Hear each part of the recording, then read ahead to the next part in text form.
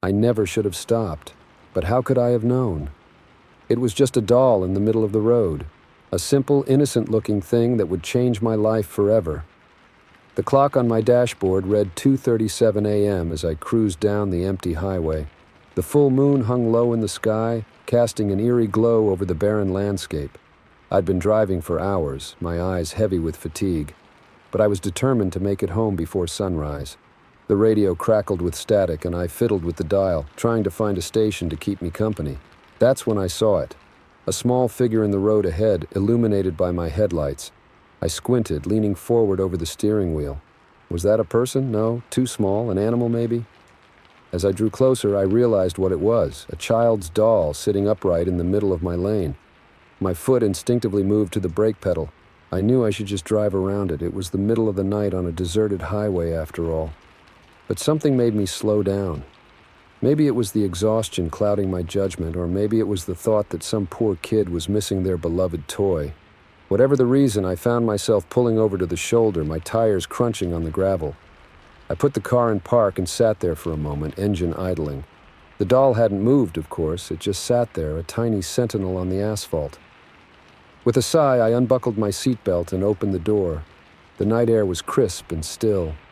My footsteps echoed in the silence as I approached the doll. It was one of those old-fashioned porcelain ones with rosy cheeks and a frilly dress. Its glassy eyes seemed to follow me as I got closer. I crouched down, reaching out to pick it up. That's when I heard it, a soft scraping sound like metal on pavement. I froze, my hand inches from the doll's head. The sound came again, louder this time. It was coming from behind me. I whirled around, my heart pounding in my chest.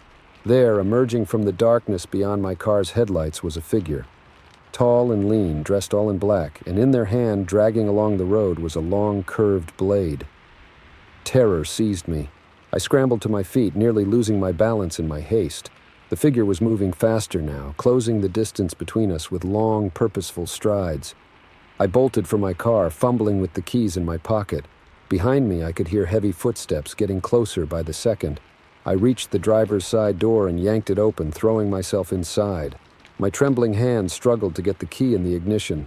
I could see the figure in my peripheral vision now, just yards away. The engine roared to life, and I slammed the car into drive, my tires squealing as I peeled away from the shoulder. In my rearview mirror, I saw the figure standing in the road watching me go. And there, at their feet, was the doll. It had moved. Somehow, impossibly, it had moved from the center of the road to the edge. I pushed the accelerator to the floor, my knuckles white on the steering wheel. My mind raced faster than the car, trying to make sense of what had just happened. It had to be some kind of setup, a trap for unsuspecting drivers. But how had they moved the doll? I drove for miles without slowing down, constantly checking my mirrors for any sign of pursuit. There was none, but I couldn't shake the feeling of being watched.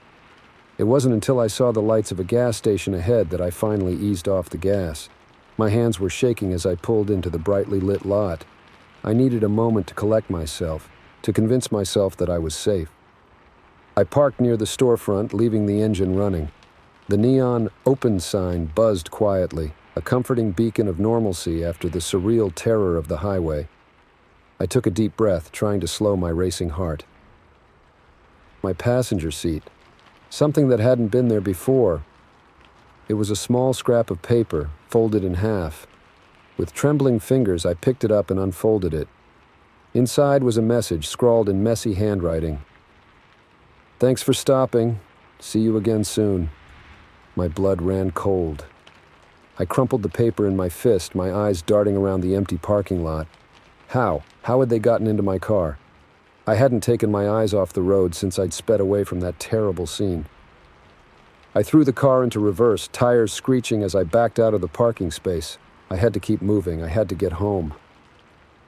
The rest of the night passed in a blur of paranoia and adrenaline.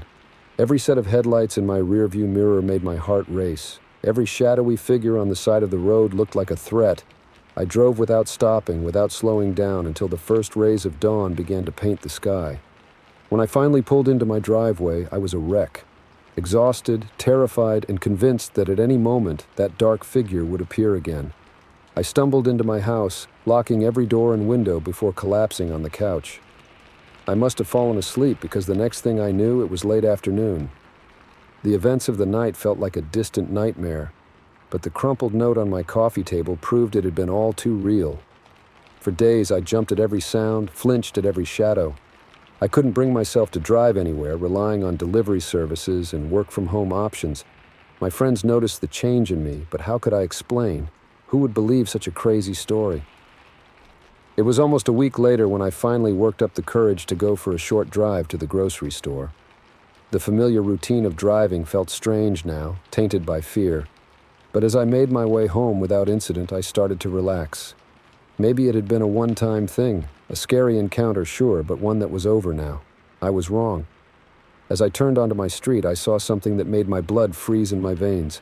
There, sitting on my front porch, was a doll, the exact same doll from that night on the highway. I slammed on the brakes, my groceries spilling across the passenger seat. This couldn't be happening. It wasn't possible.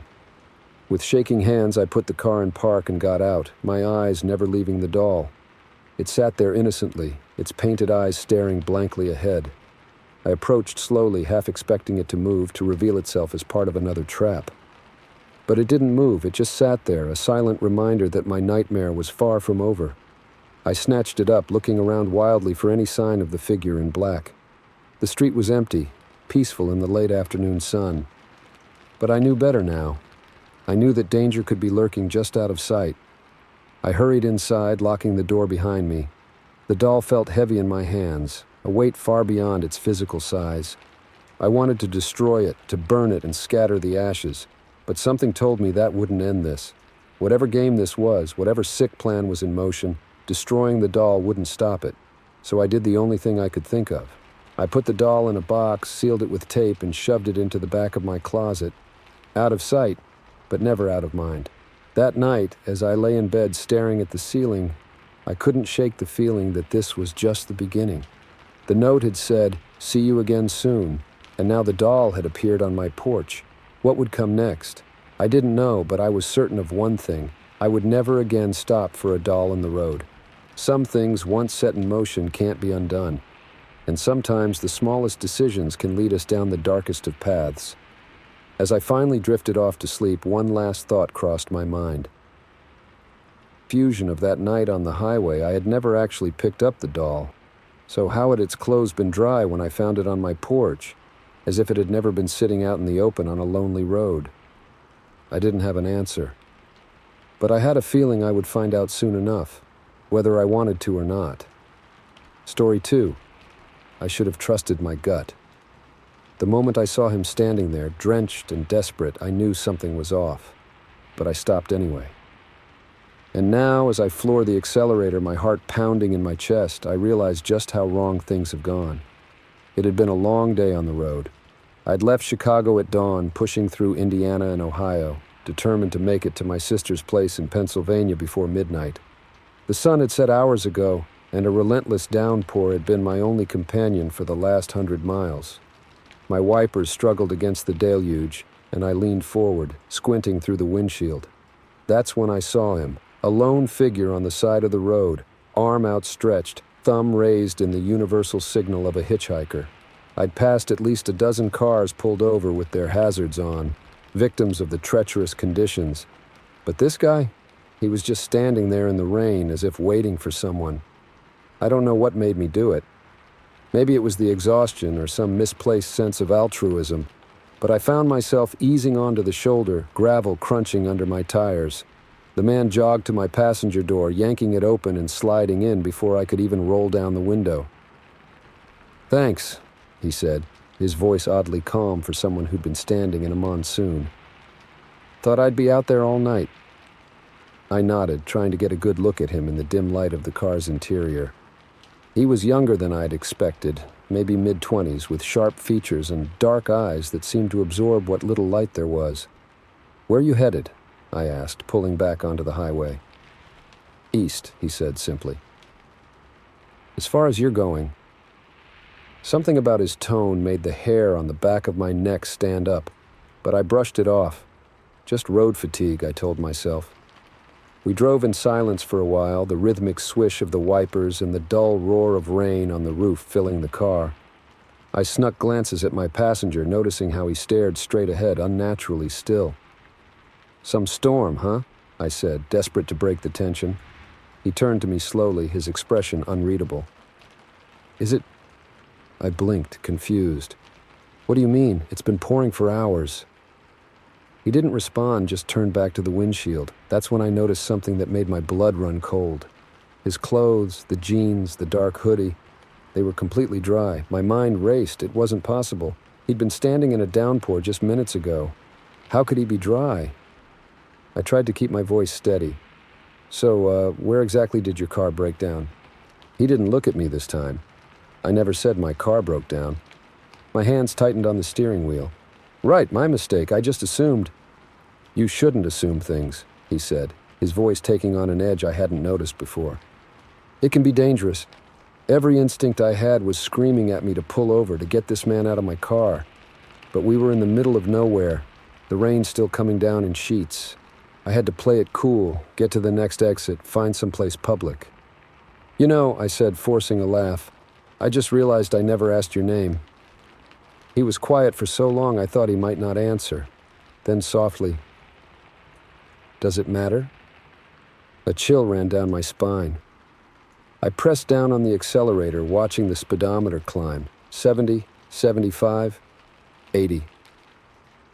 "You're going awful fast," he said, a hint of amusement in his voice. "Worried about something?" I didn't answer. Head, searching desperately for an exit sign, a gas station, anything. "You should have kept driving," he said almost wistfully. "But you didn't. You stopped. Just like all the others." My heart was hammering now. "Others—" He sighed, a sound filled with disappointment and something darker. "Always so curious. Always wanting to help. It makes you easy to fool, easy to—" I never heard the end of that sentence, because at that moment something huge and dark loomed in the road ahead. A fallen tree, its massive trunk blocking both lanes. I slammed on the brakes, the car hydroplaning on the wet asphalt. We spun once, twice, the world outside becoming a blur of darkness and rain. I braced for impact, certain we were about to crash, but somehow, miraculously, the car came to a stop mere inches from the fallen tree. I sat there, hands shaking, breath coming in ragged gasps. "Well," said my passenger, his voice eerily calm, "that was exciting." I turned to look at him, my fear momentarily overridden by shock. He was smiling as if we'd just gotten off a roller coaster. What the hell is going on, Nike?" I managed to ask. He cocked his head, studying me. "You really don't know, do you? Fascinating. Most figure it out by now." "Figure what out?" I demanded, my voice rising. "Who are you? What do you want to—" He leaned in close, his eyes glittering in the darkness. "I want what I always want. What I've wanted for longer than you can imagine. I want to see what humans will do, how far they'll go, what choices they'll make when faced with the impossible." I recoiled, pressing myself against the driver's side door. "You're insane!" He laughed, a sound that sent shivers down my spine. "Am I? Or am I just the only sane one in a world gone mad? Think about it. A man appears on a deserted highway in the middle of a storm. You stop, let him in, even though every instinct tells you not to. And now here we are, having a conversation that defies everything you thought you knew about reality." I shook my head, trying to clear it. This couldn't be happening. It had to be some kind of vivid hallucination, brought on by exhaustion and stress.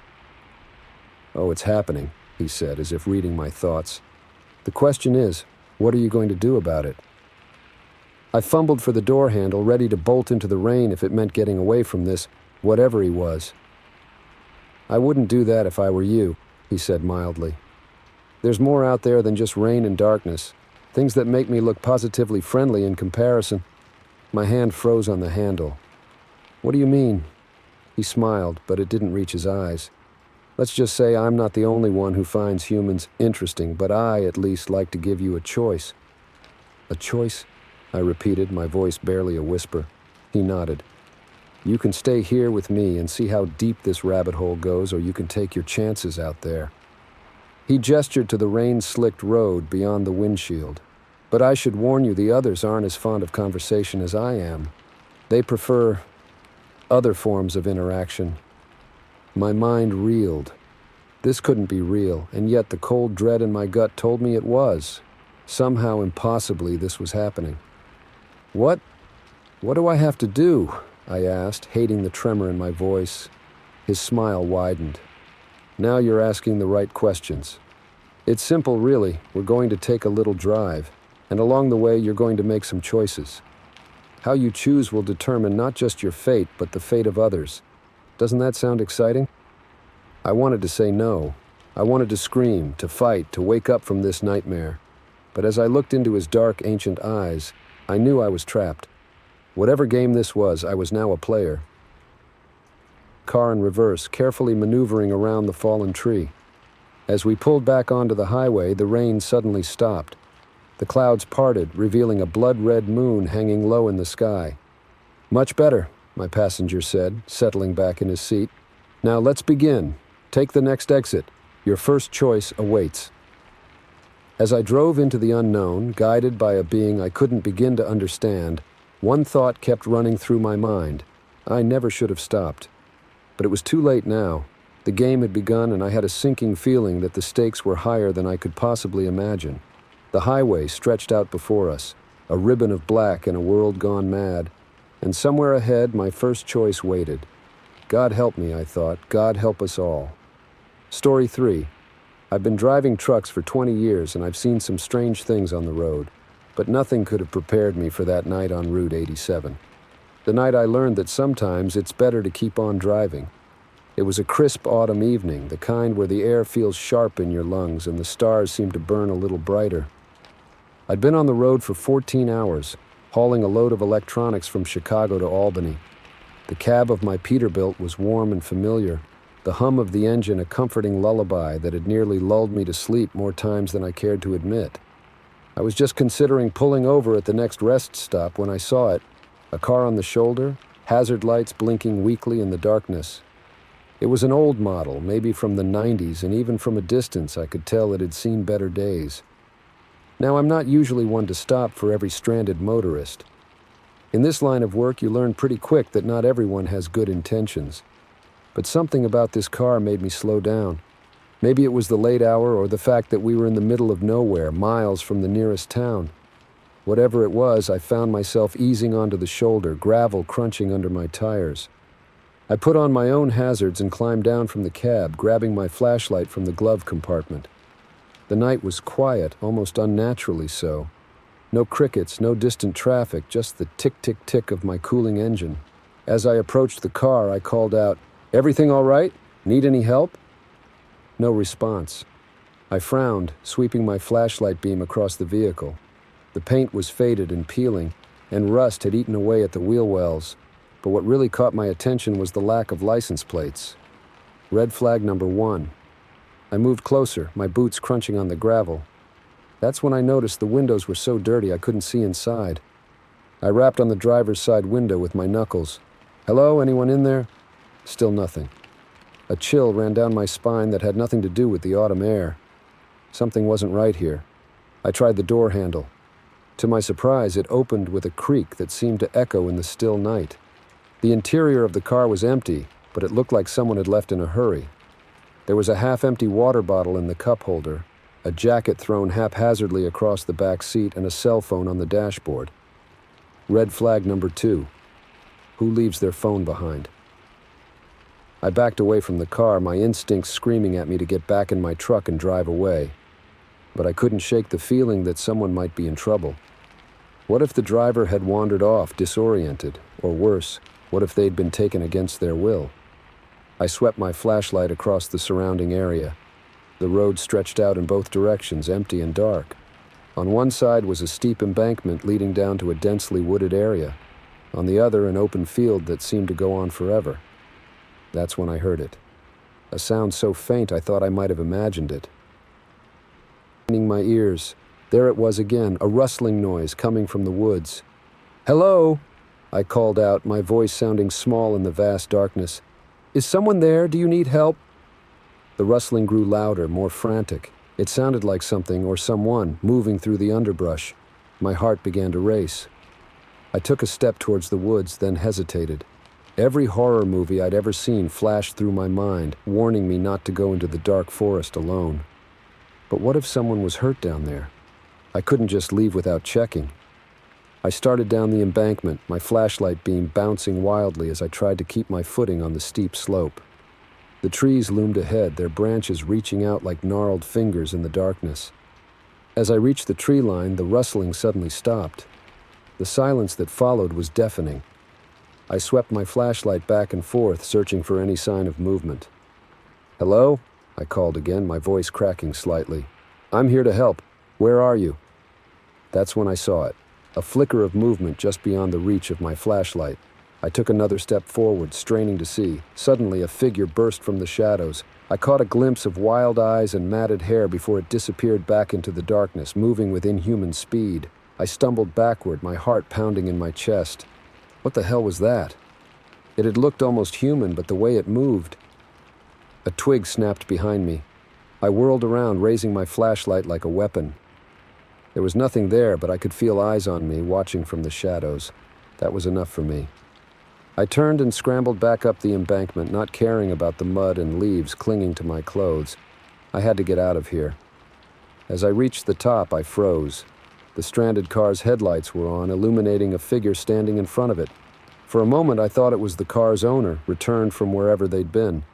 But as my eyes adjusted, I realized this wasn't a person. It was too tall, too thin, its limbs bent at impossible angles.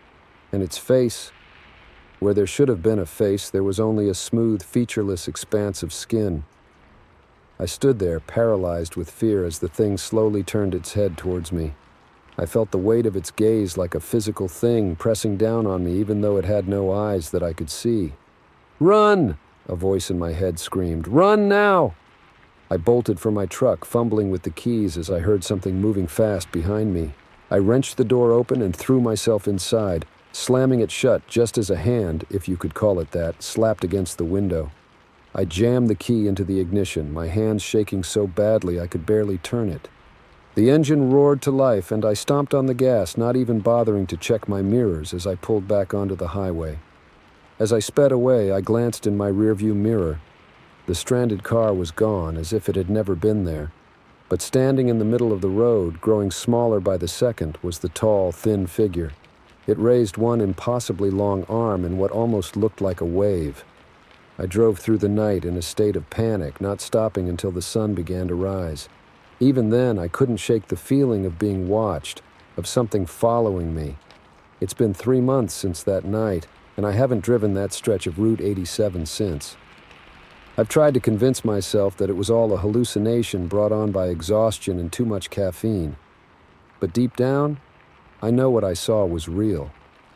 Sometimes when I'm driving late at night and I see a car pulled over on the side of the road, I feel a chill run down my spine.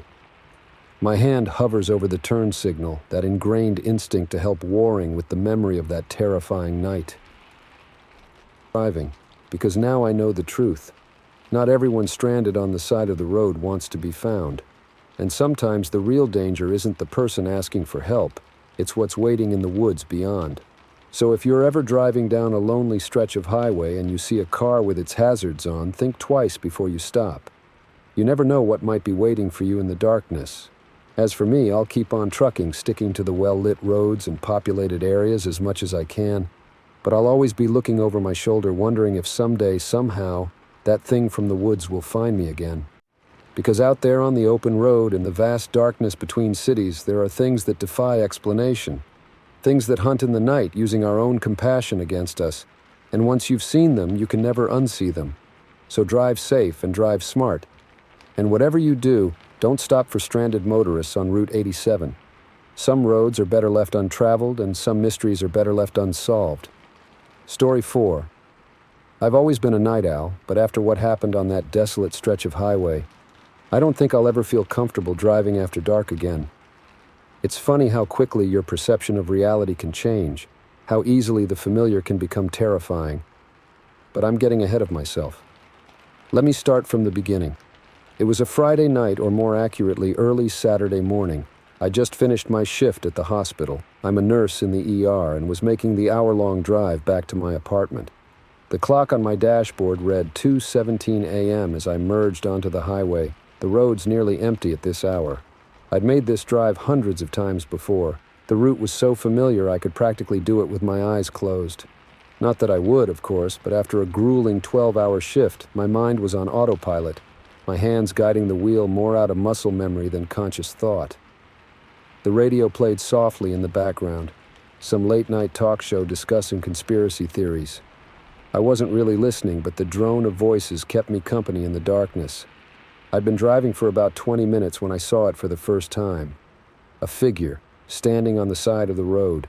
It was just a fleeting glimpse in my headlights, there and gone so quickly I thought I might have imagined it. I blinked hard, trying to clear the fatigue from my eyes.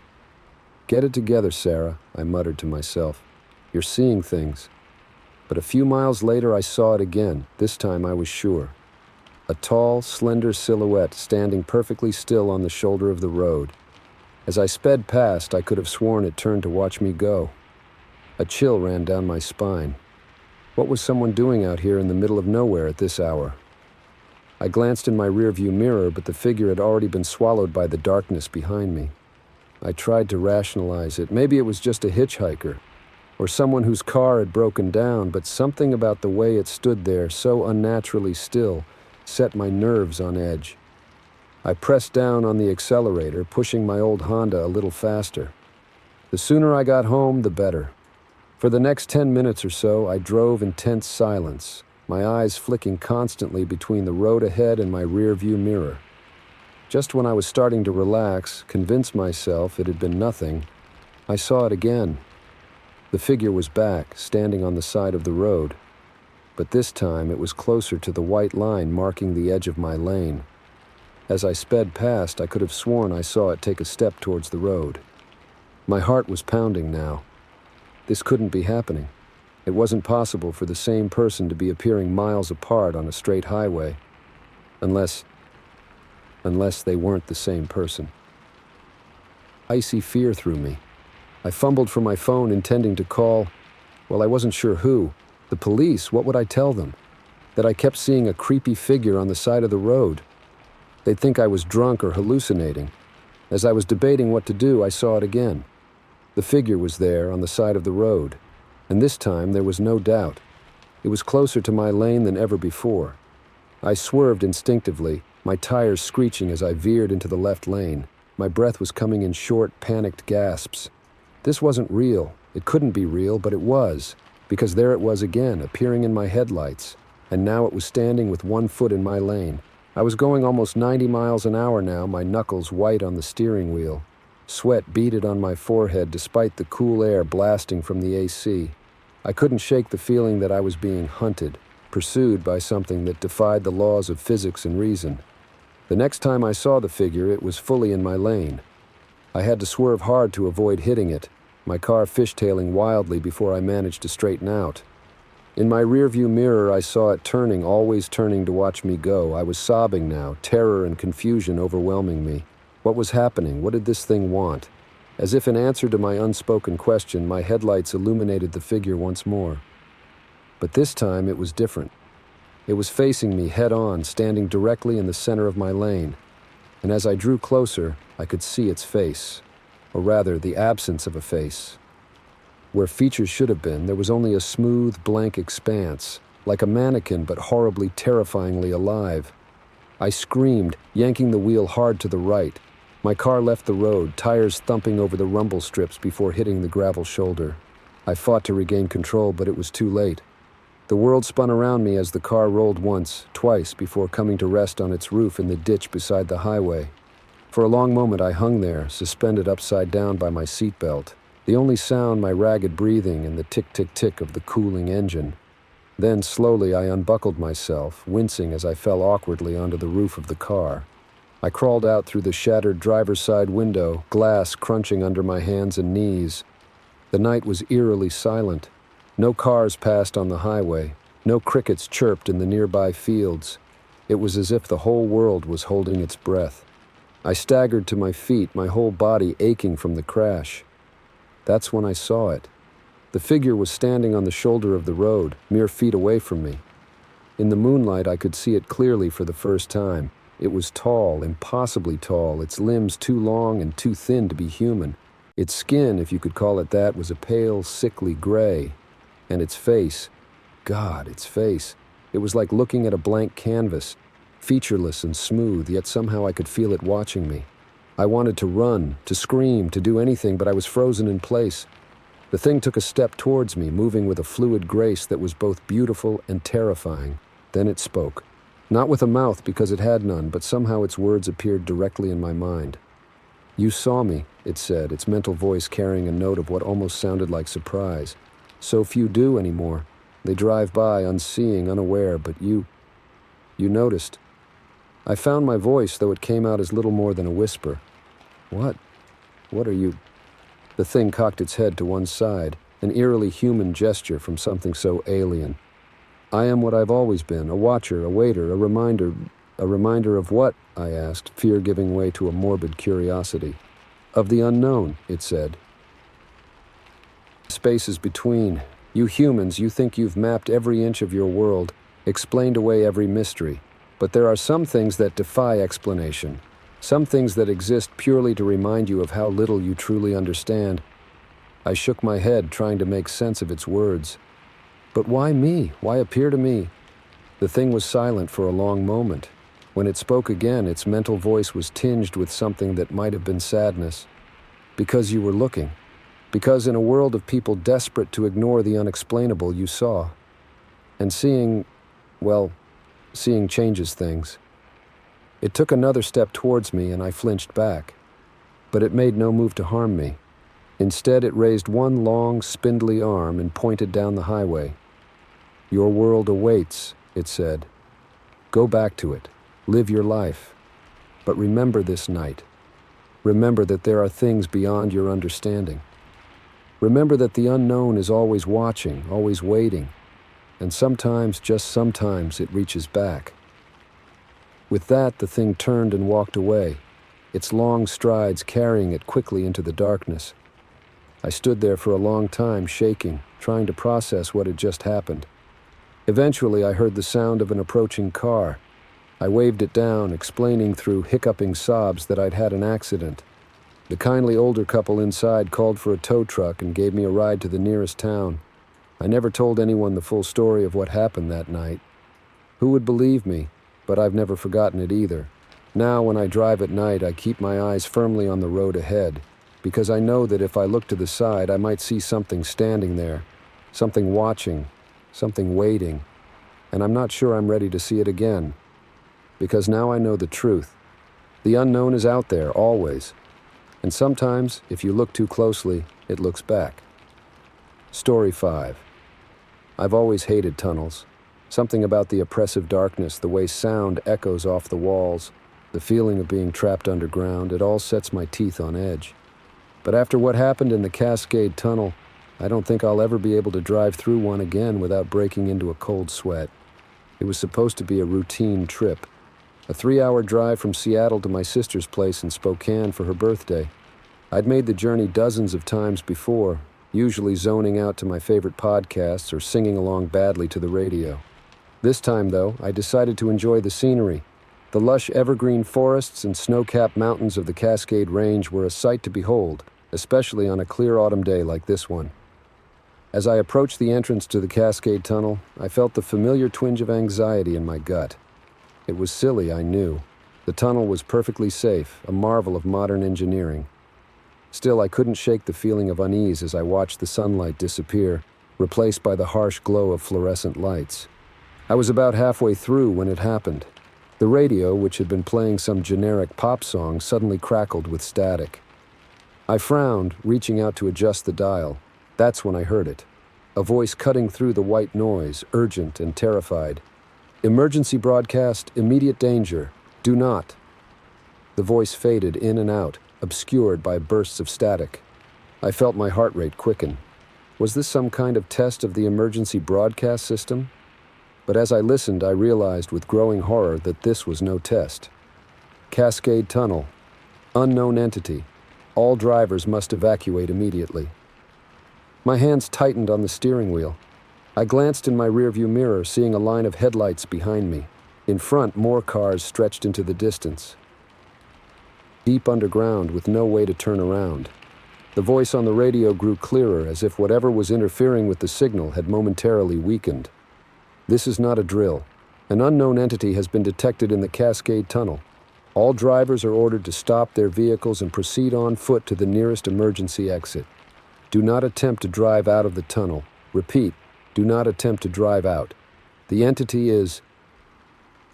The voice cut out abruptly, replaced by an ear-piercing shriek that made me slam on the brakes. My car skidded to a stop, the smell of burning rubber filling the air. Behind me, I heard the screech of tires as other drivers reacted.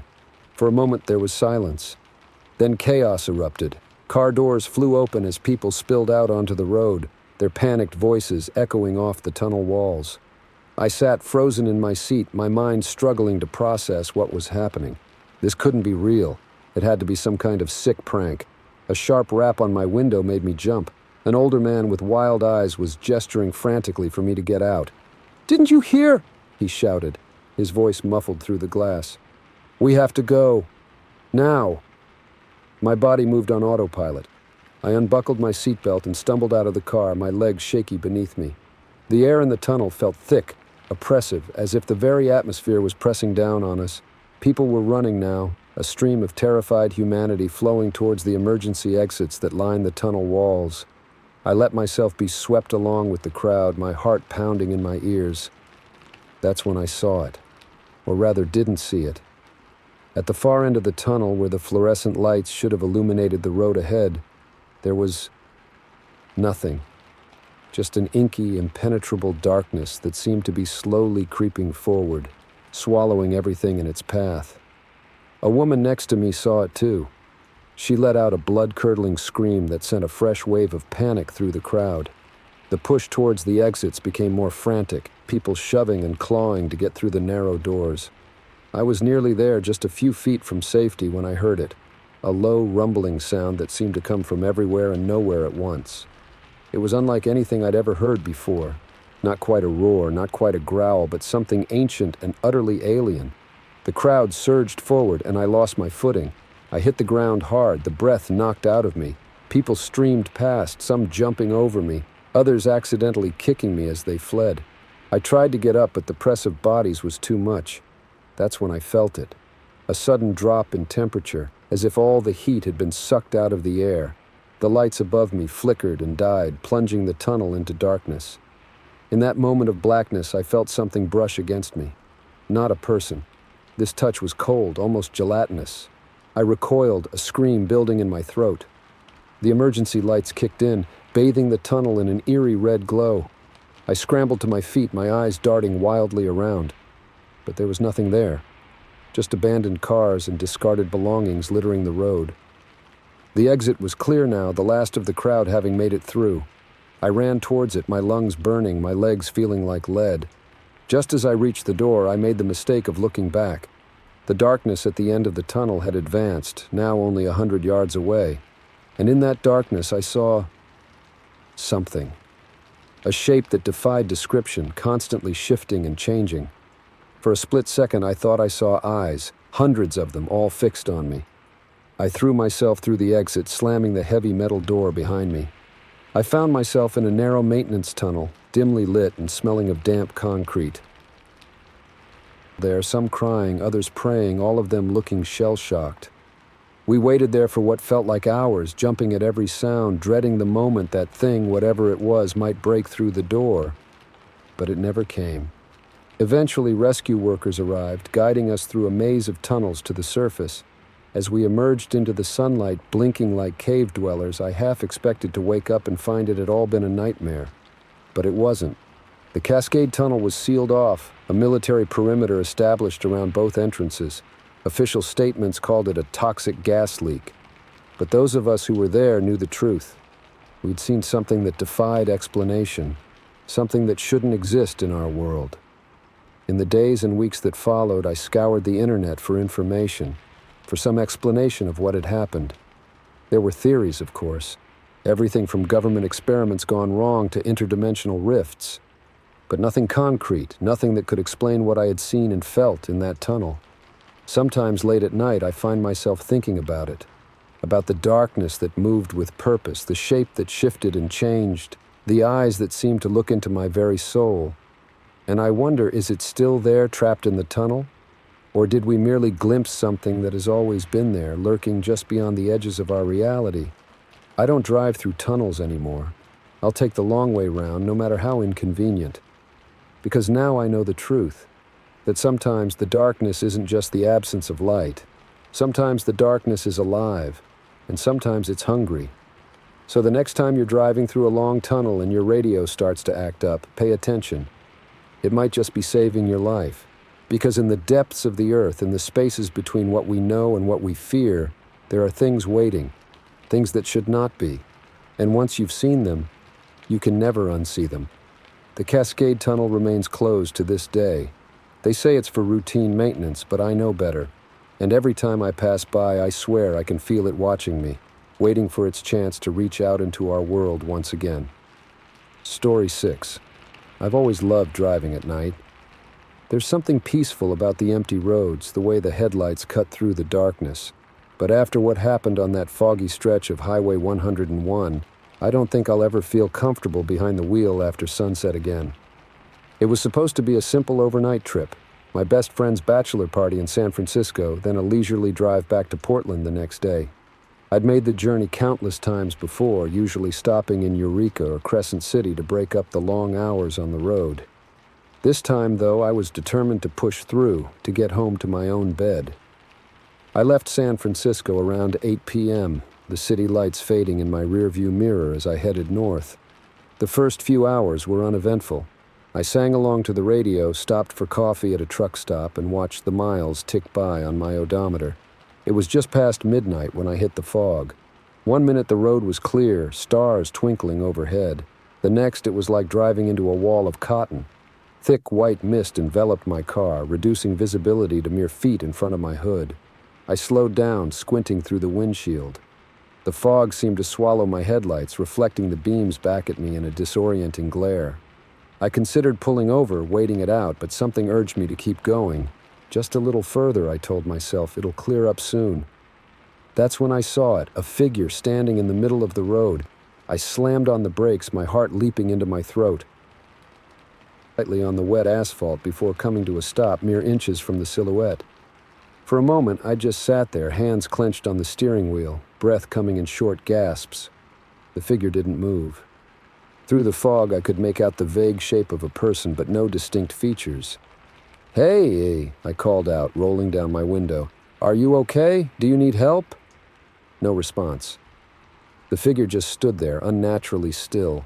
A chill ran down my spine. Something wasn't right here. I put the car in reverse, intending to back up and go around. That's when I saw the second figure in my rearview mirror. It was standing directly behind my car, as motionless as the first. My breath caught in my throat. Where had it come from? I hadn't passed anyone on the road. I looked back to the figure in front of me, only to find it had vanished. The road ahead was empty, swallowed by the fog. But when I checked my mirrors again, I saw not 2, but 3 figures behind me now. Panic seized me. I threw the car into drive and hit the gas, swerving around where the first figure had been. The engine roared as I accelerated, the speedometer climbing rapidly. 50, 60, 70 miles per hour.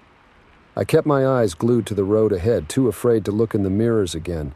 The fog pressed in around me, so thick now that I could barely see the yellow line marking the center of the highway.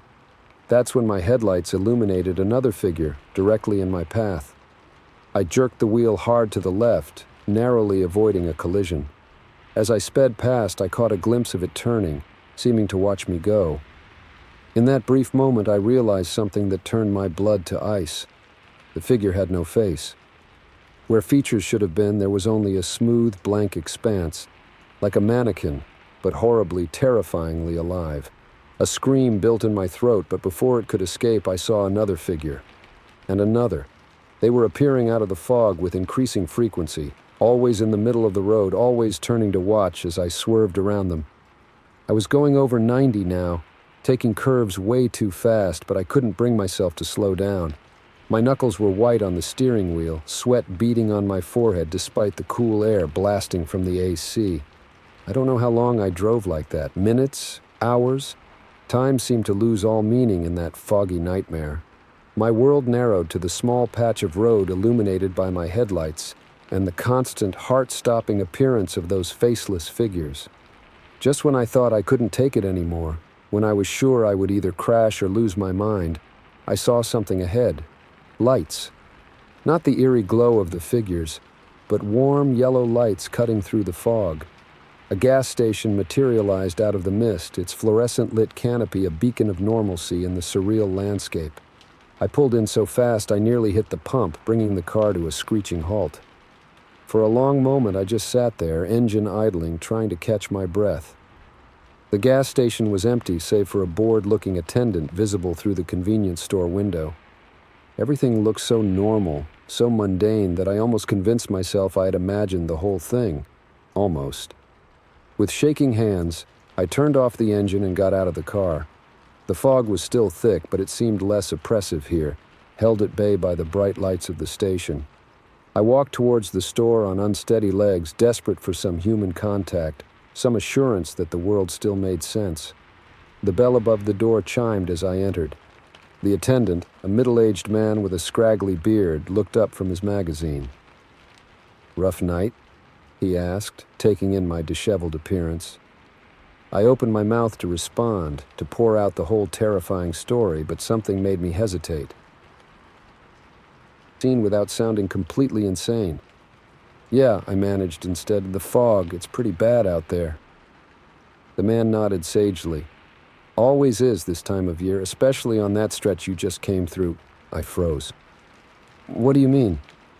He leaned forward, lowering his voice conspiratorially. "You saw them, didn't you? The figures in the fog?" My heart skipped a beat. You know about them?" He nodded again, his expression grim. "Been working here 20 years, seen a lot of folks come through looking just like you. Scared out of their minds, not sure if what they saw was real."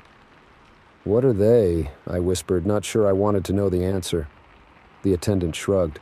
"Nobody knows for sure. Some say they're ghosts of people who died on the highway. Others think there's something else, something not from our world." He paused, glancing out the window into the fog-shrouded night.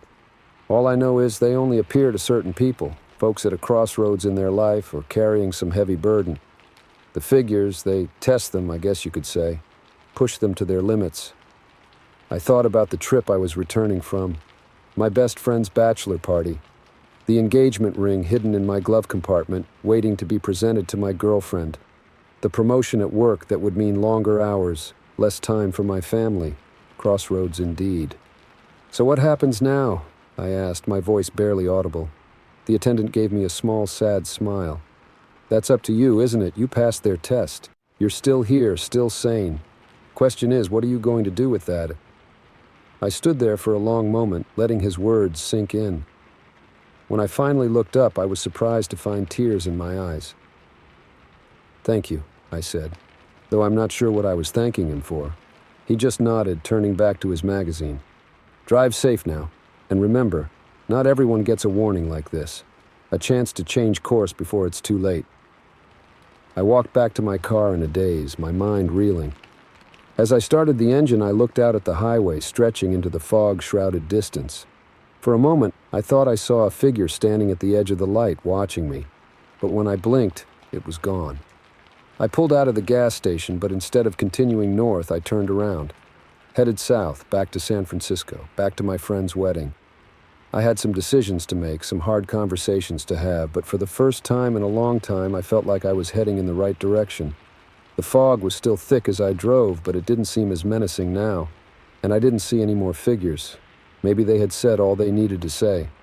Or maybe, just maybe, I had finally opened my eyes to what was truly important. I don't know if I'll ever understand what happened that night on Highway 101, but I do know this. Sometimes the most terrifying experiences can also be the most enlightening, and sometimes it takes getting lost in the fog to find your way again. Story 7. I've always loved the thrill of riding my motorcycle, but I never thought it would nearly cost me my life. The winding mountain roads of the Pacific Coast Highway had always been my sanctuary, a place where I could clear my head and feel truly free. But on that fateful summer evening, those same roads became a nightmarish trap, and the line between exhilaration and terror blurred into something I'll never forget. It was a perfect day for a ride.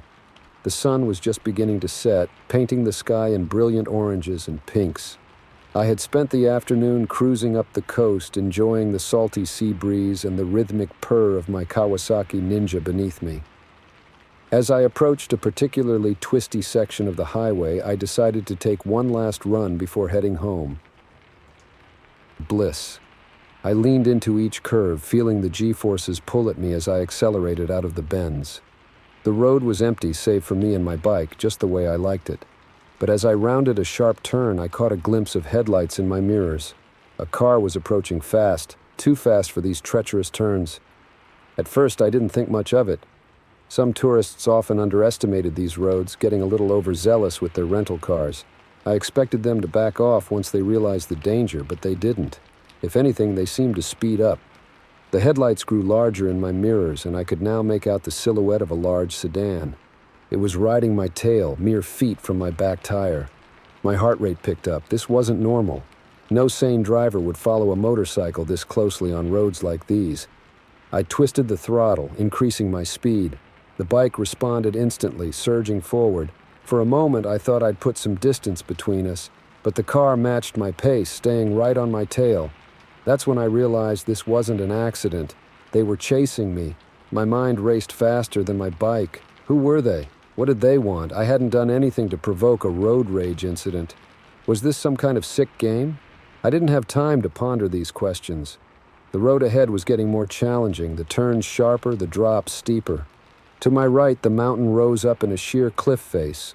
To my left, a guardrail was all that separated the road from 100 feet drop into the churning Pacific below. I leaned hard into the next turn, my knee almost scraping the asphalt. The car behind me screeched as it followed, clearly struggling with the curve. I thought for a second I might lose them, but as we straightened out, they were right there again. My hands were sweating inside my gloves, my heart pounding so hard I could feel it in my throat. I was pushing my bike to its limits, taking risks I'd never dared before. But I had no choice. Every instinct told me that if that car caught up to me, something terrible would happen. As we approached a rare straight section of the road, I chanced a better look at my pursuer. The car was dark, maybe black or navy blue. Its headlights were on full beam, blinding me whenever I looked back. But what really chilled me to the bone was the driver. Through the glare, I could make out a figure. But where their face should have been, there was only darkness. A wave of primal fear washed over me. This wasn't road rage, this wasn't some random act of aggression. This was something else entirely, something I couldn't begin to comprehend. The straight ended, and we plunged into another series of hairpin turns. I was going faster than I ever had before, faster than was safe. My bike shuddered beneath me as I pushed it to its absolute limits. The wind roared in my ears, drowning out the sound of my own ragged breathing. But it wasn't enough. Somehow, impossibly, the car was still gaining on me. I could hear the roar of its engine now, feel the heat from its headlights on my back. In my mirrors, all I could see was a wall of light and that dark, faceless figure behind the wheel. As we rounded another bend, the car suddenly swerved. For a heart-stopping moment, I thought it was going to ram me. Instead, it pulled alongside me, matching my speed perfectly despite the dangerous curve. I looked over, my visor fogging slightly with my panicked breaths. The driver's window was down, and there, where the driver's face should have been, was nothing. Just an inky, impenetrable blackness that seemed to absorb all light. A sound filled the air then, rising above the roar of engines and the rush of wind. It was a laugh, but not like any laugh I'd ever heard before. It was deep, resonant, and utterly inhuman. Where and nowhere at once, filling my helmet and vibrating in my very bones.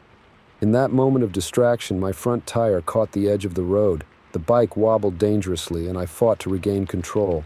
By the time I steadied myself, the car had fallen back behind me again. But now it was making its move. It accelerated hard, coming up on my left side. It was trying to force me off the road, to send me plummeting over the cliff edge to my death. Time seemed to slow down.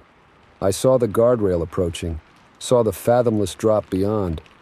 I heard that terrible laugh again, felt the heat of the car's engine as it closed in. In that split second, I made a decision. It was reckless, possibly suicidal, but it was my only chance. I slammed on my brakes. The sudden deceleration nearly threw me over the handlebars. My back tire skidded, leaving a trail of burning rubber on the asphalt. But it worked. The car, not expecting this move, shot past me. For a moment I thought it would make the turn, but it was going too fast.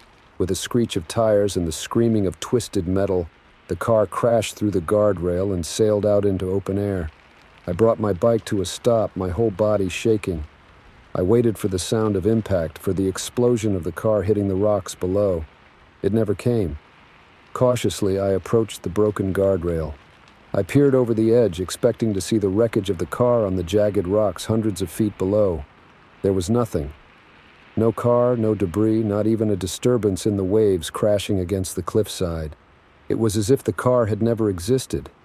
I stood there for a long time, trying to process what had happened. Had I imagined it all? Was it some kind of stress-induced hallucination? But the broken guardrail was real. The skid marks on the road were real. And the fear was definitely real. Eventually, I got back on my bike and rode home, taking it slow and steady. I've replayed that night in my mind 1,000 times since then, trying to make sense of it. I've scoured news reports for any mention of a car going over the cliff, searched for any rational explanation. I found none. I still ride my motorcycle. I still love the feeling of freedom it gives me. But I don't take that coastal road anymore, and I never ever ride at night. Because now I know that there are things out there in the darkness, things that defy explanation, things that hunt. And sometimes, when I'm lying in bed at night and the wind is howling outside, I swear I can hear it again. That inhuman laugh carried on the breeze. A reminder that the chase may be over, but the hunter is still out there, waiting. Story 8. I should have known something was off when my GPS lost signal, but I was too tired, too hungry, and too desperate for a break from the endless highway to care. Little did I know that my quick stop for a late-night meal would turn into a fight for my very existence. It had been a long day on the road. I'd left Chicago at dawn, pushing through Indiana and Ohio, determined to make it to my new job in New York City by tomorrow afternoon. The sun had set hours ago and my eyelids were getting heavy. The glowing sign of a diner up ahead was like a beacon of hope in the darkness. Millbrook's Family Restaurant, open 24 hours, the neon proclaimed. Perfect. I'd grab a quick bite, maybe a coffee, and then push on through the night. I pulled into the nearly empty parking lot, my tires crunching on gravel. As I stepped out of my car, I was struck by how quiet it was. No distant hum of traffic, no chirping crickets. Just an eerie stillness that made the hair on the back of my neck stand up. The bell above the diner door jingled as I entered. Updated since the 1950s. Red vinyl booths, a jukebox in the corner, waitresses in old-fashioned uniforms. A few patrons sat scattered around, hunched over steaming mugs of coffee. "Sit anywhere you like, hon," a waitress called out. Her smile seemed friendly enough, but there was something off about it, like it didn't quite reach her eyes. I slid into a booth and picked up a menu. The prices seemed impossibly low. 50 cents for a cup of coffee, $2 for a full breakfast. I must have made some sound of surprise because the waitress was suddenly at my elbow. "Everything okay, sugar?" she asked, her voice syrupy sweet. Yeah," I stammered. "These prices just seem really low." She laughed, but it sounded forced. "Oh, we like to keep things affordable here in Millbrook. Now what can I get for you?" I ordered a coffee and a sandwich, still unable to shake the feeling that something wasn't right. As I waited for my food, I tried to distract myself by looking around the diner. That's when I noticed something strange about the other patrons. Their clothes, their hairstyles, everything about them screamed 1950s. At first I thought maybe it was some kind of theme night. But the more I looked, the more I realized this wasn't a costume. The details were too perfect, too lived in. My coffee arrived, and I took a sip, hoping the caffeine would clear my head. But as I set the mug down, I caught sight of my reflection in the chrome napkin holder. For a split second, my hair and clothes seemed to flicker, taking on a distinctly vintage appearance before snapping back to normal. I blinked hard, sure I must be more tired than I thought. That's when I heard the conversation from the booth behind me. "Did you hear about the Soviets launching that satellite?" one man was saying. Sputnik, they're calling it. Mark my words, this Cold War is going to heat up fast. I froze, my mug halfway to my lips. Sputnik? The Cold War? What year did these people think it was? I pulled out my phone, intending to check the date, but the screen was dead. Not just out of battery, completely black, as if it had never worked at all. My heart was pounding now. I stood up abruptly, my chair scraping loudly on the linoleum floor. Every head in the diner turned to look at me. I need to go, I stammered, fumbling for my wallet. How much do I owe you? The waitress smiled, that not quite right smile again. Oh, don't worry about it, hun, but you can't leave just yet. It's not safe out there after dark. What do you mean, not safe? I asked, my voice rising with panic. The other patrons were standing now, moving to block the exit. Their faces were still smiling, but their eyes were cold, empty. You see, the waitress said, her voice losing its folksy charm, folks who come to Millbrook tend to stay in Millbrook, forever. I backed away, looking frantically for another way out. The kitchen, maybe there was a back door. I made a break for it, pushing past a startled cook and bursting through the rear exit. The cool night air hit me like a slap to the face as I emerged into an alley behind the diner. But something was wrong. The buildings around me were shifting, changing. One moment they were modern structures, the next they were from the 1950s. It was as if reality itself was unstable, fluctuating between past and present. I ran, not knowing where I was going, just desperate to get away. The streets were empty, but I could hear footsteps behind me, pursuing me, and voices, dozens of voices, calling out, "Stay with us! You belong here now!" There's no leaving Millbrook. I turned a corner and found myself face to face with a group of people. But they weren't people, not really. Their faces were blurred, indistinct, as if they weren't fully formed. That seemed to phase in and out of existence. I ducked under their grasping arms and kept running. The town around me was in chaos now, buildings and cars flickering between eras like a malfunctioning TV set. I saw horse-drawn carriages one moment, sleek modern cars the next. My lungs were burning, my legs aching, but I didn't dare stop. I had to find a way out of this nightmare. That's when I saw it. The town limit sign. "Now leaving Millbrook," it proclaimed. Beyond it, I could see the highway, solid and real and blessedly normal. I put on a final burst of speed, the voices and footsteps behind me growing louder. Just as I reached the sign, I felt a hand grasp at my shirt. I twisted away, feeling the fabric tear, and then I was past the sign, tumbling onto the shoulder of the highway. I scrambled to my feet, expecting to see my pursuers right behind me, but there was nothing there. Where the town of Millbrook should have been, there was only an empty field. No buildings, no streets, no people, just tall grass swaying gently in the night breeze. I stood there panting, trying to make sense of what had just happened. Had it all been some kind of hallucination? A waking nightmare brought on by exhaustion? But then I looked down at my shirt. There was a tear in it, right where I'd felt that hand grab me. And in my pocket, I found a matchbook from Millbrook's family restaurant, a place that by all rights shouldn't exist. I got back in my car and drove. I drove until the sun came up, until I was sure I was far, far away from whatever Millbrook was or had been. In the days and weeks that followed, I tried to find any information about the town, but there was nothing. No records, no maps, not even a mention in local histories. It was as if Millbrook had never existed, but I know what I saw, what I experienced, and sometimes late at night I swear I can hear distant voices calling to me, trying to lure me back. I don't take unfamiliar routes anymore. I don't stop at quaint little diners in the middle of nowhere, and I always make sure my GPS is working. Because now I know the truth. There are places in this world that exist outside of time, outside of reality as we know it. Places that hunger for new residents, new souls to add to their collection, and if you're not careful, if you don't pay attention to the signs, you might just find yourself trapped in a town that time forgot, a town you can never leave. So the next time you're driving late at night and you see a diner that seems too good to be true, keep driving, because some stops aren't worth making, and some towns, once you enter, you may never leave. Story 9. I've always thought of myself as a rational person, someone who believes in logic, in science, in the explainable. But after what happened in that snow-buried cabin in the Cascade Mountains, I'm not so sure anymore. Some things I've learned defy explanation, and some secrets are better left buried.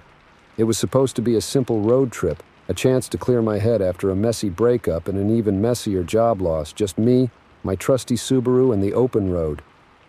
But Mother Nature had other plans. The storm hit without warning. One minute I was cruising along a mountain highway, admiring the snow-capped peaks in the fading daylight. The next I was in the middle of a whiteout, barely able to see past my hood ornament. I knew I should have turned back, found a motel in the last town I'd passed. But some stubborn part of me pushed on, convinced I could outlast the storm. It wasn't until my car started to fishtail on an icy curve that I realized how wrong I was. I managed to wrestle the Subaru onto the shoulder, but I knew I couldn't stay there. The temperature was dropping fast, and the snow was piling up around my tires. A faint glow through the trees, maybe a quarter mile off the road. It was risky leaving the relative safety of my car, but the promise of shelter, of warmth, was too tempting to resist. I grabbed my emergency pack from the trunk and set off into the woods. The hike was brutal. The snow was knee-deep in places, and the wind cut through my jacket like it wasn't even there. By the time I reached the source of the light, a rustic log cabin nestled in a small clearing, I was half frozen and completely exhausted. I pounded on the door, praying someone was home. "Hello? Is anyone there? I need help." For a long moment, there was no response. Then, just as I was about to give up hope, I heard the sound of locks being undone. The door creaked open, revealing a man in his 60s with a weathered face and wary eyes. "You'd better come in," he said gruffly. "Storm's only going to get worse." I didn't need to be told twice. I stumbled into the cabin, sighing with relief as warmth enveloped me. The interior was cozy, if a bit cluttered. A fire crackled in a stone hearth, casting flickering shadows on walls covered in old photographs and what looked like newspaper clippings. "Thank you," I said, turning to my rescuer. "I don't know what I would have done if—" I stopped mid-sentence. The man was staring at me with an intensity that made me deeply uncomfortable. His eyes, which I now saw were an unsettling pale blue, seemed to be looking through me rather than at me. I'm Jack," I said, trying to break the awkward silence. "I got caught in the storm, and—" "I know why you're here," he interrupted. His voice was low, almost a whisper. "You're here because it's time—" A chill that had nothing to do with the cold ran down my spine. Time? Time for what? But he didn't answer. Instead, he turned and walked deeper into the cabin, disappearing through a doorway. After a moment's hesitation, I followed. The room beyond was some sort of study or office. Every surface was covered in papers, books, and strange objects I couldn't identify. What caught my eye, though, was the far wall. It was covered in photographs, hundreds of them, all of different people, and every single one had their eyes scratched out. "What is this place?" I asked, my voice shaking slightly. "Who are all these people?" The old man was standing by a cluttered desk, his back to me. "Seekers," he said, "like you. They all came here, drawn by the storm, by the light, by what's hidden beneath." He turned to face me, and I saw he was holding something, a book, ancient and bound in what looked disturbingly like human skin. "Hidden beneath what?" I asked, though part of me didn't want to know the answer. "The cabin," he said, his eyes gleaming with a fervor that bordered on madness. "The mountain, reality itself. There are layers to this world, Jack. Layers most people never see. But you're special. You can see them. That's why you're here." I backed away, my heart pounding. "Look, I appreciate you letting me in, but I think I should go. The storm can't be that bad, and—" "You can't leave," he said, his voice suddenly hard. "None of them could leave. It won't let you." As if on cue, a sound like nothing I'd ever heard before echoed through the cabin. It was a deep, resonant thrumming that I felt more than heard, vibrating in my bones and setting my teeth on edge. The old man smiled, but it was a terrible thing to see. "It's waking up. It knows you're here." I turned to run, but the door to the study slammed shut on its own. I yanked on the handle, but it wouldn't budge. "What's happening?" I yelled, panic rising in my throat. "What is this?" "This is Revelation, Jack," the old man said. He opened the book, and I saw pages covered in symbols that hurt my eyes to look at. "And you're going to be a part of it." He began to read from the book, his voice taking on a rhythmic chant-like quality. As he spoke, the world around me began to shift. The walls of the cabin seemed to breathe, expanding and contracting like lungs. The scratched-out eyes in the photographs blinked, all in unison. And beneath my feet I felt something stirring, something vast and ancient and hungry. I screamed, pounding on the door, desperate to escape. But with each word the old man spoke, reality unraveled a little more. I saw glimpses of impossible geometries, of creatures that defied description, and always that feeling of something rising, something awakening. Just when I thought I couldn't take any more, when I was sure my mind would shatter under the weight of what I was experiencing, everything stopped. The old man closed the book. The cabin settled back into its normal shape. The thrum faded away. But something had changed. I could feel it in the air, in my very being. I turned to the old man, questions burning on my tongue. He was smiling again, but this time it reached his eyes. "Welcome, Jack," he said. "Welcome to the truth." I opened my mouth to speak, but before I could, a searing pain exploded behind my eyes. I fell to my knees, clutching my head. When the pain subsided and I looked up, the world had shifted. Everything was slightly off, as if I was seeing it through a fractured lens, and I could see things, shapes moving at the corners of my vision, shadows that weren't cast by any physical object, glimpses of places that couldn't possibly exist. "What did you do to me?" I gasped. "I opened your eyes," the old man said. "Now you see the world as it truly is, the layers, the hidden truths, and now, like me, you'll guide others. When they come, lost in the storm seeking shelter, you'll be here. You'll show them the way." I shook my head, trying to deny his words, but deep down I knew he was right. I could feel it, a connection to this place, to the things sleeping beneath it. I was a part of it now. "How long?" I asked, my voice barely a whisper. "How long have you been here?" The old man's smile faded. Time doesn't work the same way here. I came seeking shelter from a storm, just like you. That was a long time ago." He placed a hand on my shoulder and I flinched at the contact. "It gets easier," he said. "In time you'll understand. You'll embrace your role. And when the next seeker comes, you'll be ready." As if to punctuate his words, I heard a sound from outside, a car engine struggling against the storm. Then faintly, a knock at the door. The old man nodded to me. "It's your turn now, Jack. Welcome them. Show them the truth." And as I walked to the door, my feet moving of their own accord, I realized the true horror of my situation. I was trapped here, yes, but worse than that, I was now the trap itself. I opened the door, seeing a desperate face peering out of the snowy night. "You'd better come in," I heard myself say. "Storm's only going to get worse." As I ushered in the newcomer, I felt the thing beneath the cabin stir once more. Another seeker had arrived, and the cycle would begin again. I don't know how long I've been here now. Time, as the old man said, doesn't work normally in this place. But I know that one day someone will come who's strong enough to break the cycle, someone who can end this. Until then, I wait. I watch. And when the storms come and lost souls seek shelter, I open the door. Because that's my role now. That's my curse. So if you're ever driving through the mountains and a snowstorm forces you off the road, be careful where you seek shelter. Some cabins are better left undiscovered. Some secrets are better left buried. This are not the salvation they appear to be. Story 10. I've always been a sucker for urban legends and ghost stories. But after what happened in that abandoned mining town, I've learned that some legends are better left unexplored. Sometimes the ghosts are all too real. It was supposed to be a fun road trip with my 3 best friends, Alex, Maria, and Chris. A last hurrah before we all went our separate ways after college graduation. We had it all planned out, a week-long journey from San Francisco to Seattle with plenty of stops at quirky roadside attractions along the way. We were somewhere in Northern California when Maria, always the history buff, spotted a faded sign on the side of the highway. Hollowbrook, historic gold rush town, next exit. "Guys, we have to check this out," Maria exclaimed, her eyes lighting up with excitement. I glanced at my watch. We were making good time and the sun was still high in the sky. "Why not?" I shrugged. Could be interesting. Alex, who was driving, took the exit. As we turned off the main road onto a narrow, winding path, I felt a strange sense of unease settle over me. The trees seemed to close in around us, blocking out much of the sunlight. Guys?" Chris piped up from the back seat. My phone just lost signal. I checked mine. Same thing, no bars. It's probably just the mountains, I said, trying to sound more confident than I felt.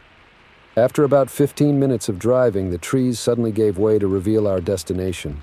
Hollowbrook was nestled in a small valley, a collection of weathered wooden buildings that looked like they hadn't been touched in a century. "Whoa," Alex breathed as we pulled into what must have once been the town square. "This place is like a time capsule." We got out of the car, stretching our legs and looking around in awe. The town was eerily well preserved. There was a saloon, a general store, even an old church with a crooked steeple. But something felt off. The air was too still, the silence too complete. There wasn't even the sound of birds or insects. "Let's explore," Maria said, already heading towards the nearest building. We split up, each of us drawn to different parts of the town. I found myself walking towards the church, its weathered doors creaking ominously in the faint breeze. As I stepped inside, I was hit by a wave of musty air. Sunlight filtered through dirty windows, illuminating dust motes that swirled in lazy patterns.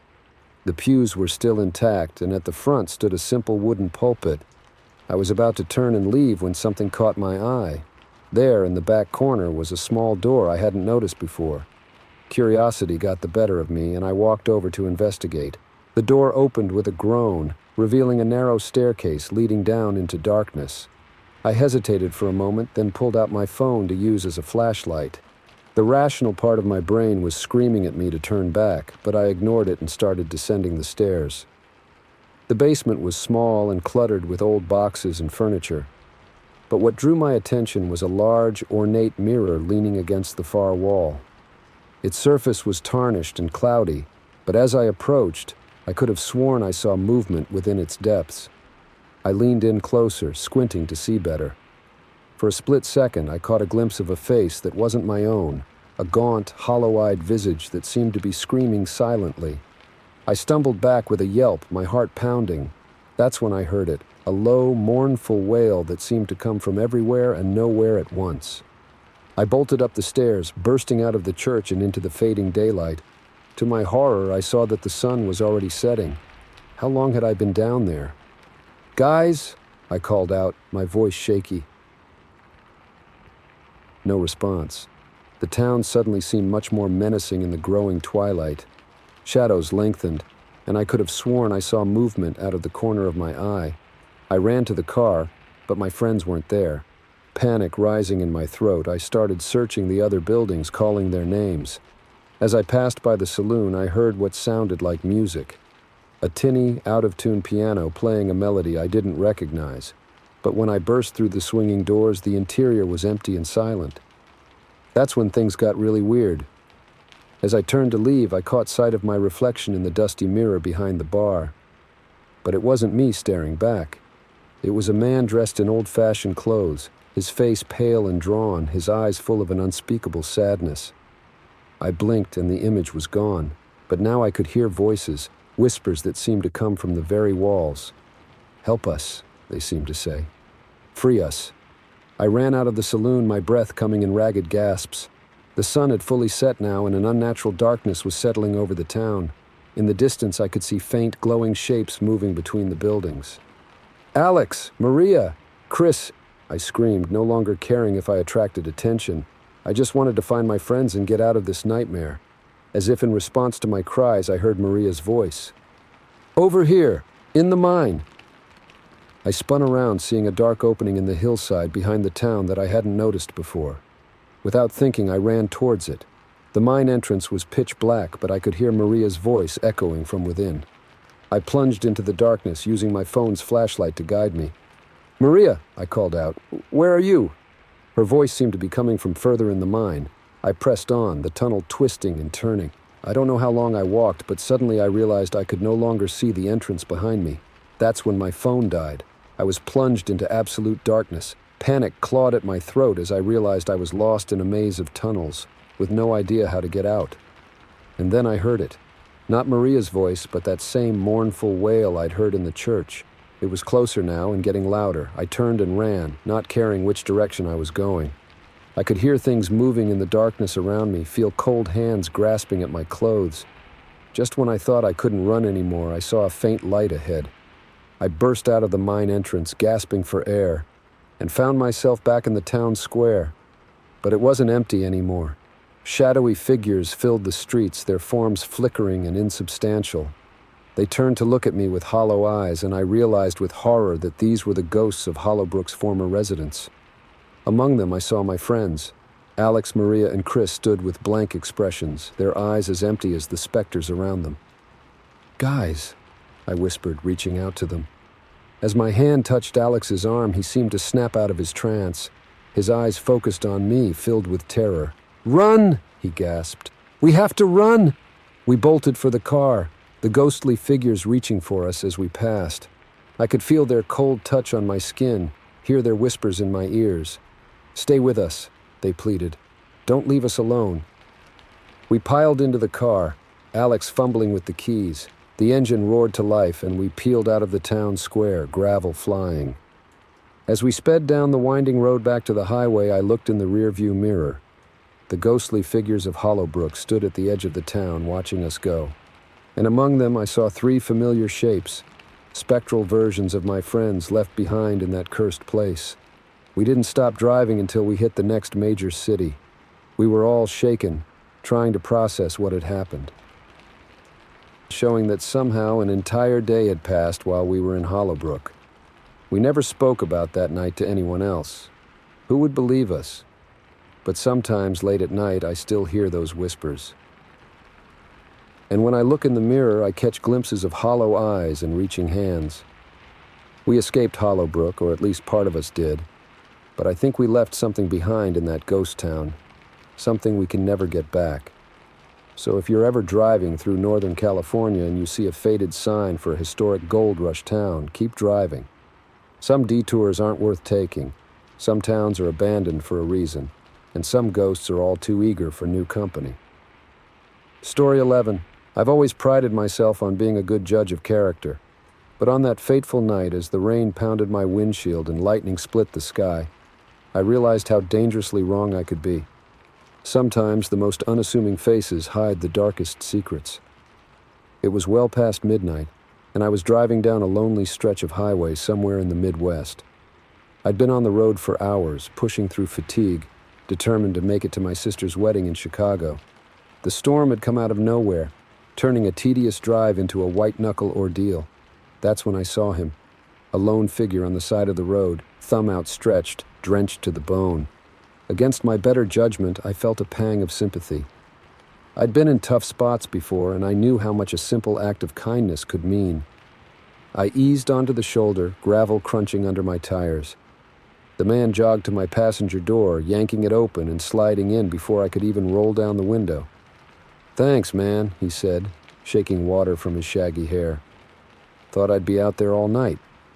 I got a good look at him in the dim light of the car's interior.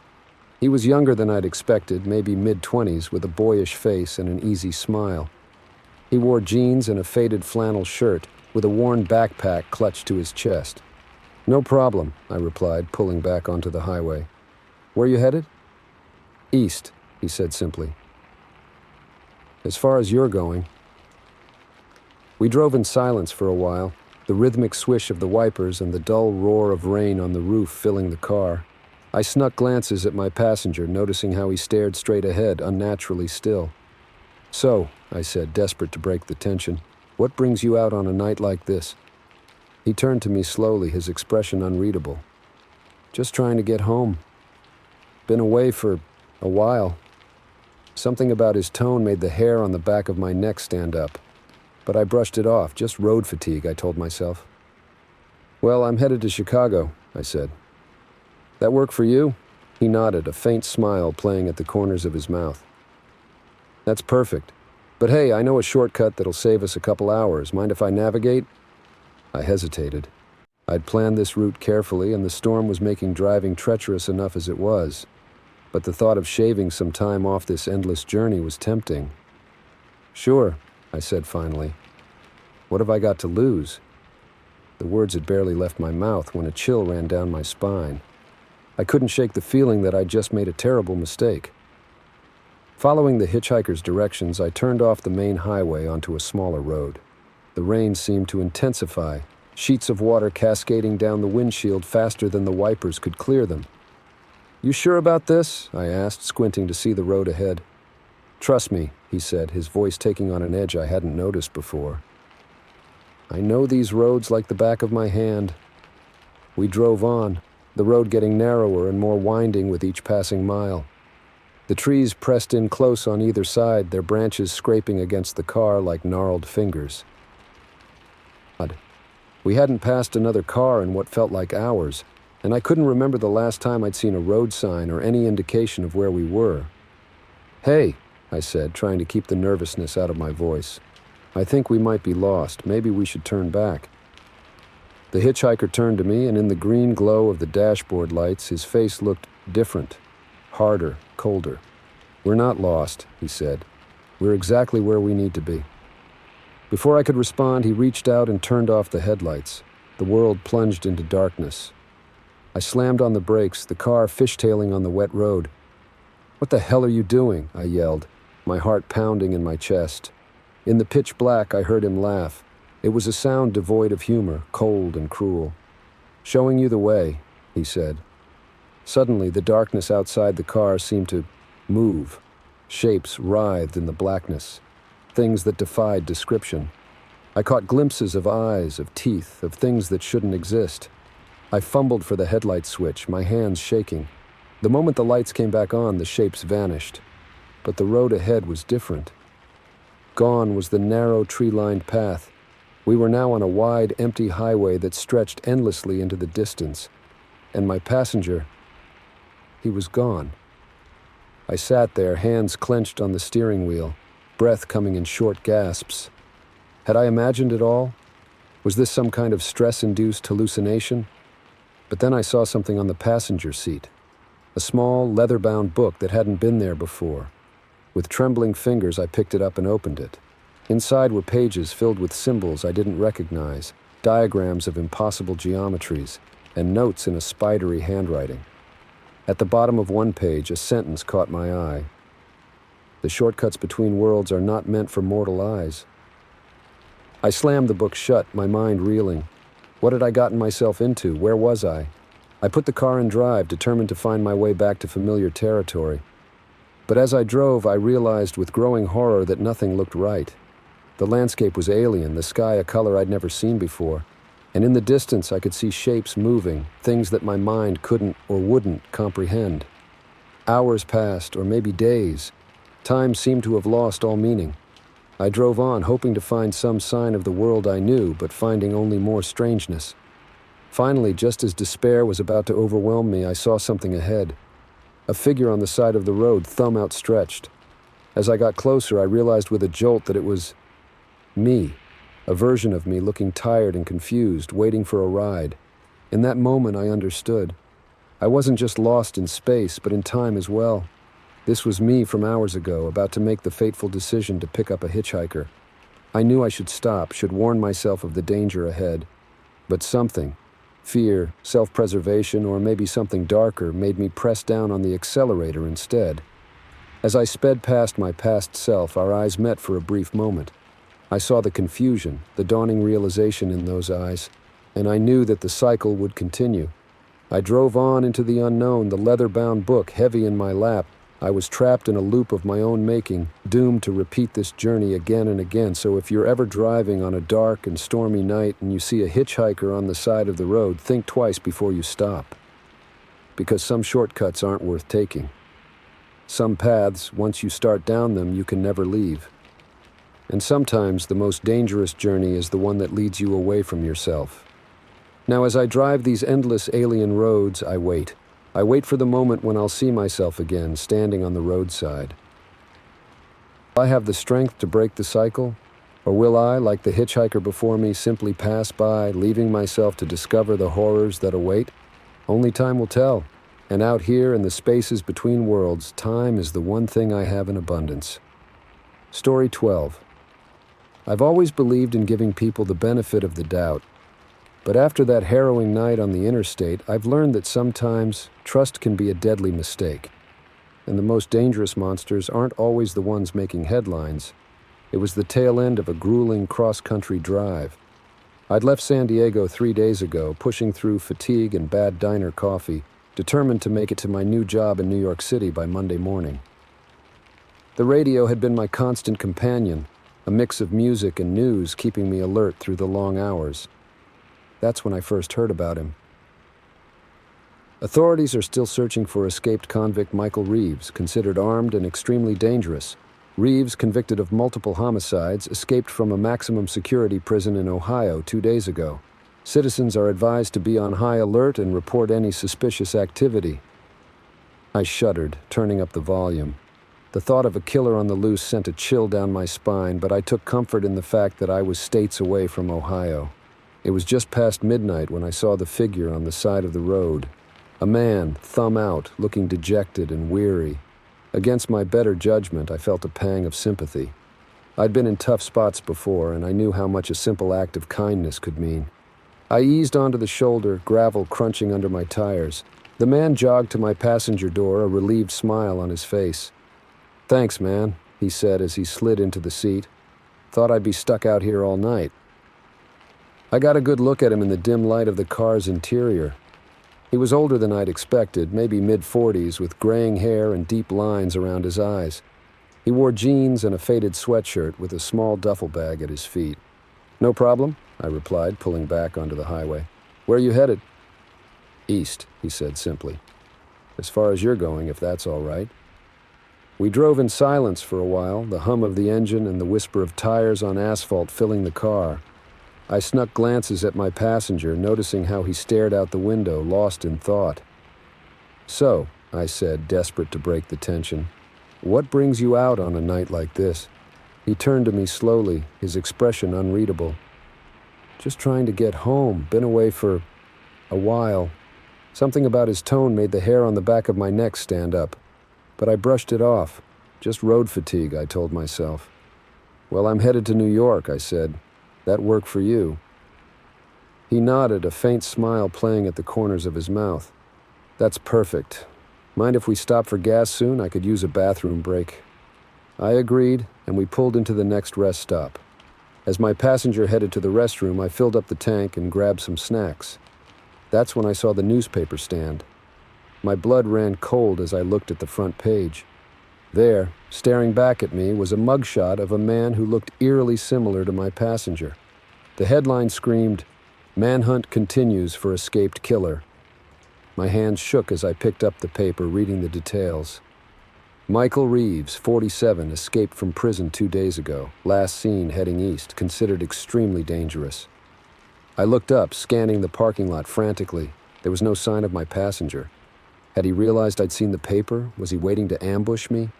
Just as panic was about to overwhelm me, I saw him emerge from the restroom. He was walking calmly towards the car, seemingly oblivious to my distress. My mind raced. What should I do? Confront him? Try to signal for help? Anything and hope for the best. As he got closer, I made a split-second decision. I forced a smile, holding up the snacks I'd bought. "Ready to hit the road?" I called out, trying to keep my voice steady. He nodded, sliding back into the passenger seat. As I started the engine, I could feel my heart pounding in my chest. I was trapped in a car with a killer, with miles of empty highway ahead of us. We drove on in silence, the tension in the car thick enough to cut with a knife. I kept my eyes on the road, afraid that if I looked at him, he'd see the fear in my eyes and realize I knew. After what felt like hours, he finally spoke. "You okay, man? You seem tense." I swallowed hard, my mouth dry. "Just tired," I lied. "Long drive, you know." He nodded, his eyes boring into me. "Yeah, I know all about long drives and about being tired of running." My hands tightened on the steering wheel. This was it. He knew that I knew. "Look," he said, his voice eerily calm. "I saw you with that newspaper. I know you recognized me." I opened my mouth to deny it, but he cut me off. "Don't bother lying. I can see it in your eyes. You're terrified, and you have every right to be." I braced myself, certain that this was the moment he'd pull out a weapon or grab the wheel or do any of the horrible things I'd been imagining for the past hour. Instead, he sighed deeply. "But you don't need to be afraid. I'm not who they say I am." I glanced at him, confusion mixing with my fear. "What do you mean?" "I mean," he said, That I didn't kill those people. I was framed. And I've spent the last 15 years trying to prove it. Over the next hour, as the miles rolled by, he told me his story. How he'd been in the wrong place at the wrong time. How evidence had been planted, witnesses coerced. How he'd finally managed to escape, not to run, but to find the truth. I wanted to believe him. His words rang with a sincerity that was hard to fake. But doubt still nagged at me. What if this was all an elaborate lie? As dawn began to break, painting the sky in shades of pink and gold, we approached a police checkpoint. My passenger tensed, his eyes darting between me and the approaching officers. In that moment, I had to make a choice. Trust the story of a man the world had condemned, or play it safe and turn him in. I looked at him, really looked at him, and saw the fear, the hope, and the desperation in his eyes. And I made my decision. As we pulled up to the checkpoint, I reached into the glove compartment and pulled out a baseball cap. "Put this on," I said, tossing it to him, "and slouch down in your seat." He looked at me in disbelief, then quickly complied. The officer approached my window. "Good morning, sir. We're conducting a search for an escaped convict. Mind if we take a look in your vehicle?" I forced a smile, praying my voice wouldn't betray me. "Not at all, officer, but I'm afraid it's just me and my dad here. He's not feeling well. Stomach bug, you know? We're trying to get home as quick as we can." The officer peered into the car, where my passenger was doing his best impression of a sick old man. After what felt like an eternity, he nodded. "All right, you're free to go. Drive safe." As we pulled away, neither of us spoke for a long time. Finally, my passenger broke the silence. "Why?" he asked simply. I thought for a moment before answering. "Because everyone deserves a chance to prove their innocence, and because sometimes you have to trust your gut." We drove on, the rising sun casting long shadows across the highway. I didn't know if I'd made the right choice. I didn't know if his story was true, but I knew that in that moment I'd chosen hope over fear, trust over suspicion. He asked me to drop him off in a nondescript neighborhood. Before he got out, he turned to me one last time. "Thank you," he said, his voice thick with emotion. "You've given me a chance I never thought I'd have." I watched him walk away, disappearing into the early morning crowd. I never saw him again. Never knew if he managed to clear his name or if he was recaptured. But in the years that followed, I often thought about that night, about the choices we make, the stories we choose to believe, and the fine line between trust and naivety. And sometimes when I hear news reports about fugitives on the run, I wonder. I wonder about the man I met on that lonely stretch of highway, and I hope that wherever he is, he found the truth he was looking for. Because in a world quick to judge, sometimes the most dangerous thing you can do is believe in someone else's innocence. And sometimes, it's the only thing that can save us all. Story 13. I've worked the night shift at the hospital for years, but nothing could have prepared me for the terror that followed me home that foggy October night. It's been months since it happened, but I still can't shake the feeling that somewhere out there, someone or something is watching me, waiting to finish what it started. It was just past 3 a.m. when I clocked out, my scrubs rumpled and my eyes heavy after a grueling 12-hour shift in the ER. The hospital parking lot was nearly empty, just a few cars belonging to the overnight staff scattered across the vast expanse of asphalt. As I walked to my car, the thick fog that had rolled in sometime during my shift swirled around my ankles, muffling my footsteps. I was about halfway to my beat-up Honda when I first noticed it, a dark sedan parked under one of the few working streetlights. There was nothing particularly remarkable about the car itself, but something about it made me pause. Maybe it was the way the fog seemed to part around it, or how the streetlight above flickered erratically, casting strange shadows across its polished surface. I shook my head, chalking it up to exhaustion, and continued to my car. But as I fumbled with my keys, I couldn't shake the feeling of eyes on me. I glanced back at the sedan, and for a split second I could have sworn I saw movement inside, a dark shape shifting in the driver's seat. My heart rate picked up as I finally got my door open and slid inside, locking it immediately behind me. I sat there for a moment, trying to calm my nerves. "Get it together, Sarah," I muttered to myself. "You're just tired. There's nothing out there." I started the engine and pulled out of the parking lot, my eyes darting to the rearview mirror more often than necessary. The sedan remained where it was, silent and still in the fog. As I drove through the quiet streets of my small town, the fog grew thicker, reducing visibility to mere feet in front of my car. I leaned forward, squinting through the windshield, my knuckles white on the steering wheel. That's when I saw it again. Headlights in my rearview mirror cutting through the fog. A car had turned onto the street behind me, its shape indistinct in the mist. But even through the haze, I recognized the outline of that sedan. It's just a coincidence, I told myself, my voice sounding thin and unconvincing even to my own ears. Lots of people are leaving work at this hour. But as I made turn after turn, the car stayed with me, always maintaining the same distance. My palms began to sweat, and I could hear my pulse pounding in my ears. This wasn't a coincidence.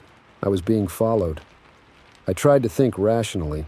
Maybe it was just someone who lived in my neighborhood taking the same route home. But deep down, I knew that wasn't true. The way it moved, always just on the edge of visibility, felt deliberate, predatory. Near my house, I made a split-second decision. Instead of turning right towards home, I went left, then immediately right again, taking a route I'd never used before.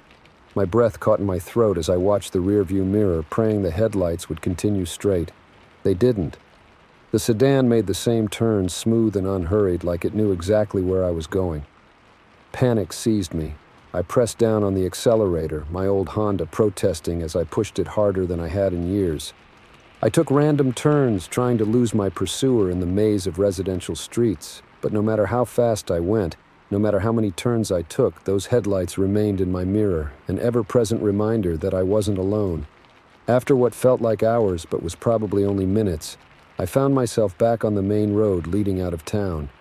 The fog had thinned slightly here, and I could see more than a few feet ahead. That's when I noticed something that made my blood run cold.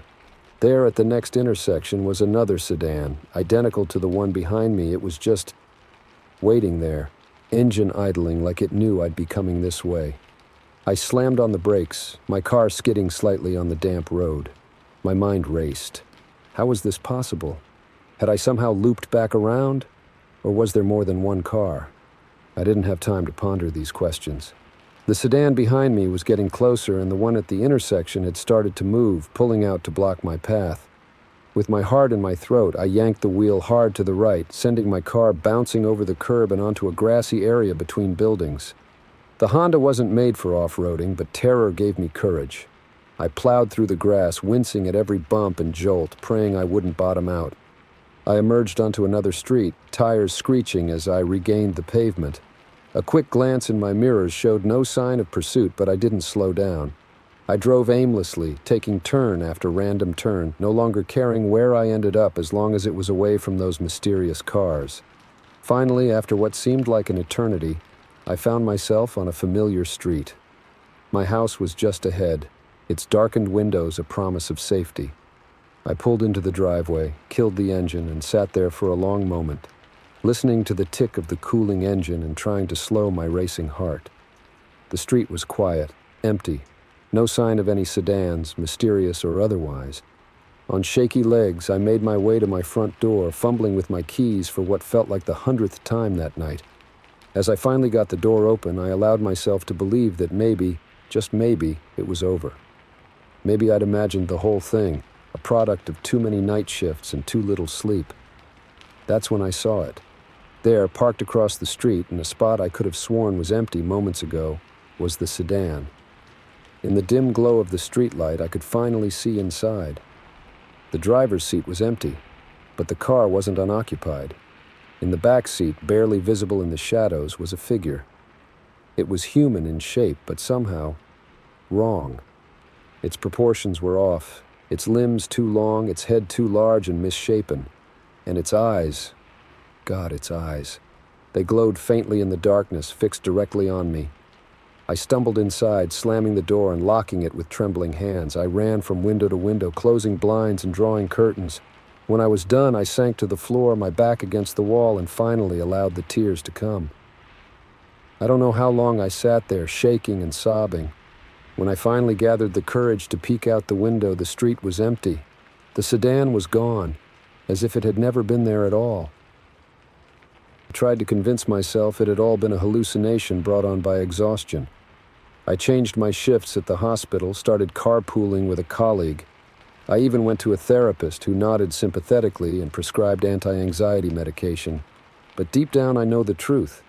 Because sometimes, late at night, I'll hear the sound of a car engine idling outside my window.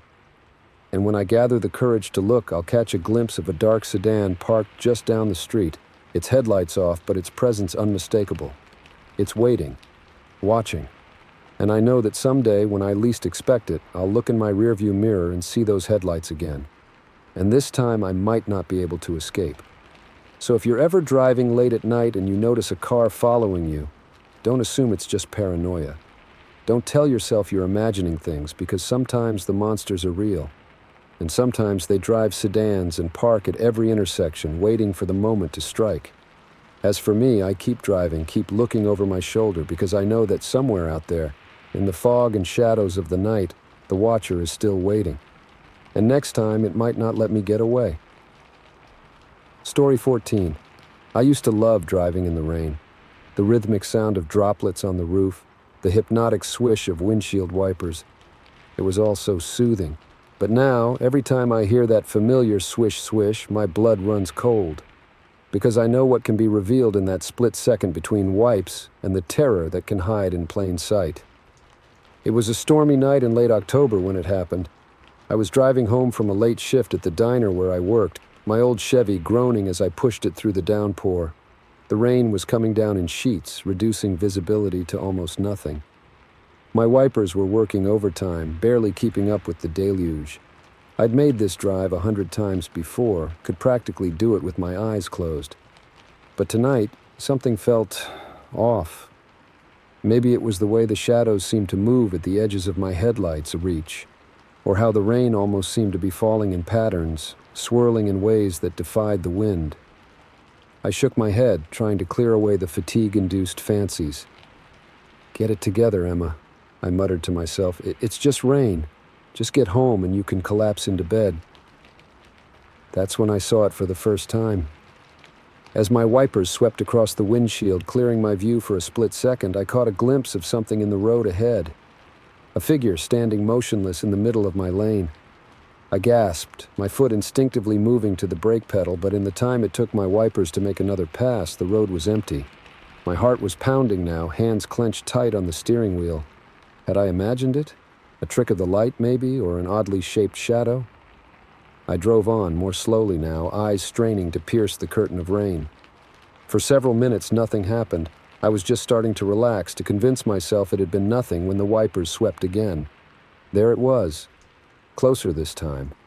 A dark silhouette, humanoid, but wrong somehow. Its proportions were off, limbs too long and thin, head slightly too large. I blinked and it was gone again. "This isn't real," I said aloud, my voice shaky even to my own ears. "You're tired. You're seeing things." But with each pass of the wipers, the figure appeared again, and each time it was closer. Swish. There at the edge of my headlights, a reach. Swish. Halfway to my car. Swish. Mere yards from my front bumper. I was hyperventilating now, torn between the instinct to slam on the brakes and the fear of what might happen if I stopped. Steering wheel. Eyes darting between the road ahead and the rearview mirror, terrified of what I might see behind me. The next wipe revealed the figure directly in front of my car. I screamed, jerking the wheel hard to the right. The Chevy fishtailed on the wet road, tires struggling for traction. For a heart-stopping moment, I was sure I was going to crash. Somehow I managed to straighten out, the car shuddering as it came to a stop on the shoulder. I sat there, engine idling, trying to catch my breath. Rain drummed on the roof and my wipers continued their relentless rhythm. Swish. The road ahead was empty. Swish. Still nothing. Swish. Wait, what was that? I leaned forward, squinting through the rain-streaked windshield. There was something on the glass, a smudge or a shadow that hadn't been there before. As I watched, horrified, the shadow began to move. It spread across the windshield like spilled ink, forming patterns that hurt my eyes to look at directly. And in those patterns I saw things, glimpses of places that couldn't exist, of creatures that defied description. My hand moved to the wiper control, ready to clear away this impossible vision. But as my fingers touched the lever, I hesitated. Some instinct, some primal part of my brain screamed at me to stop, to look, to understand. So I watched. With each pass of the wipers, the visions became clearer, more coherent. I saw a world beyond our own, a place of twisted geometries and impossible colors. And I saw its inhabitants, beings of shadow and mist, with too many limbs and eyes that glowed with an inner light. They were watching me, studying me, and with a jolt of terror, I realized they were trying to break through. The windshield seemed to bulge inward, the glass stretching like rubber. Shadowy tendrils probed at the edges, seeking weaknesses, a way in. I fumbled for the ignition, my hands shaking so badly I could barely turn the key. The engine roared to life, and I slammed the car into drive, tires spinning on the wet gravel as I accelerated back onto the road. I drove blindly, barely able to see through the shifting patterns on my windshield. The wipers continued their rhythm, but now each swipe seemed to bring the otherworldly visions into sharper focus rather than clearing them away. Swish, a cityscape of impossible towers, spiraling into a sky filled with writhing tentacles.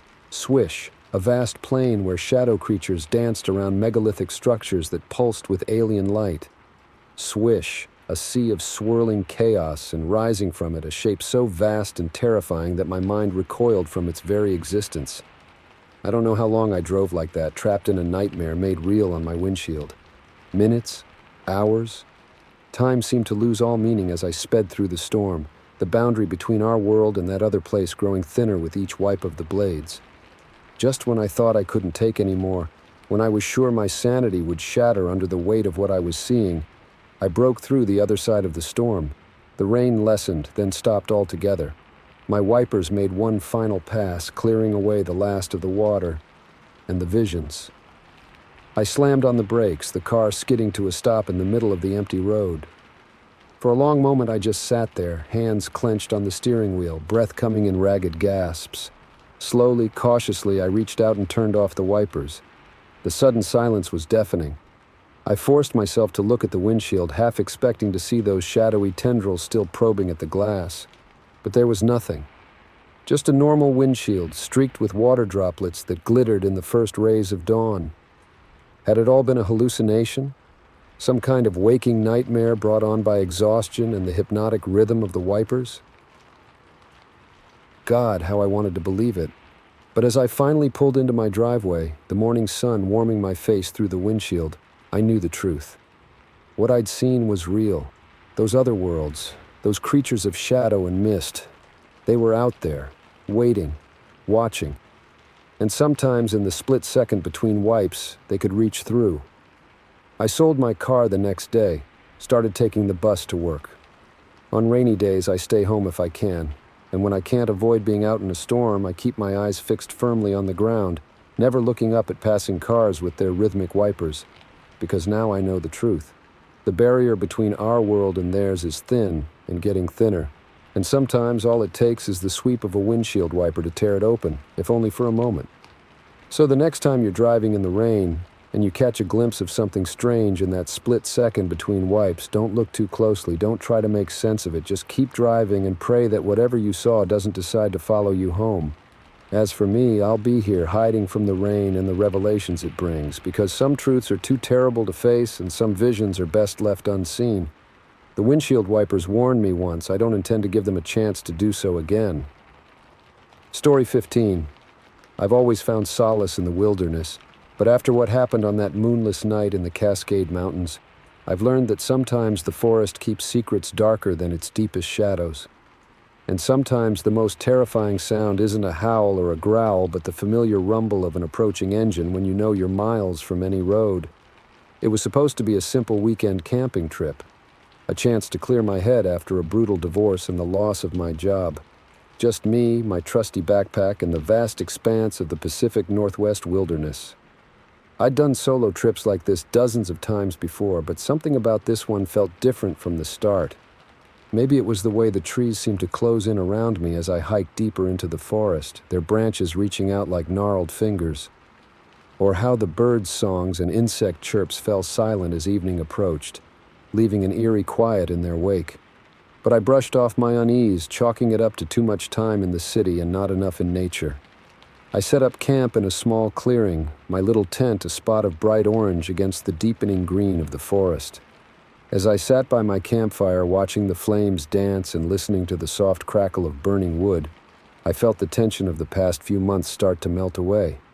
That's when I heard it. A snap of a twig, too heavy to be a small animal. I froze, my marshmallow-laden stick hovering over the fire.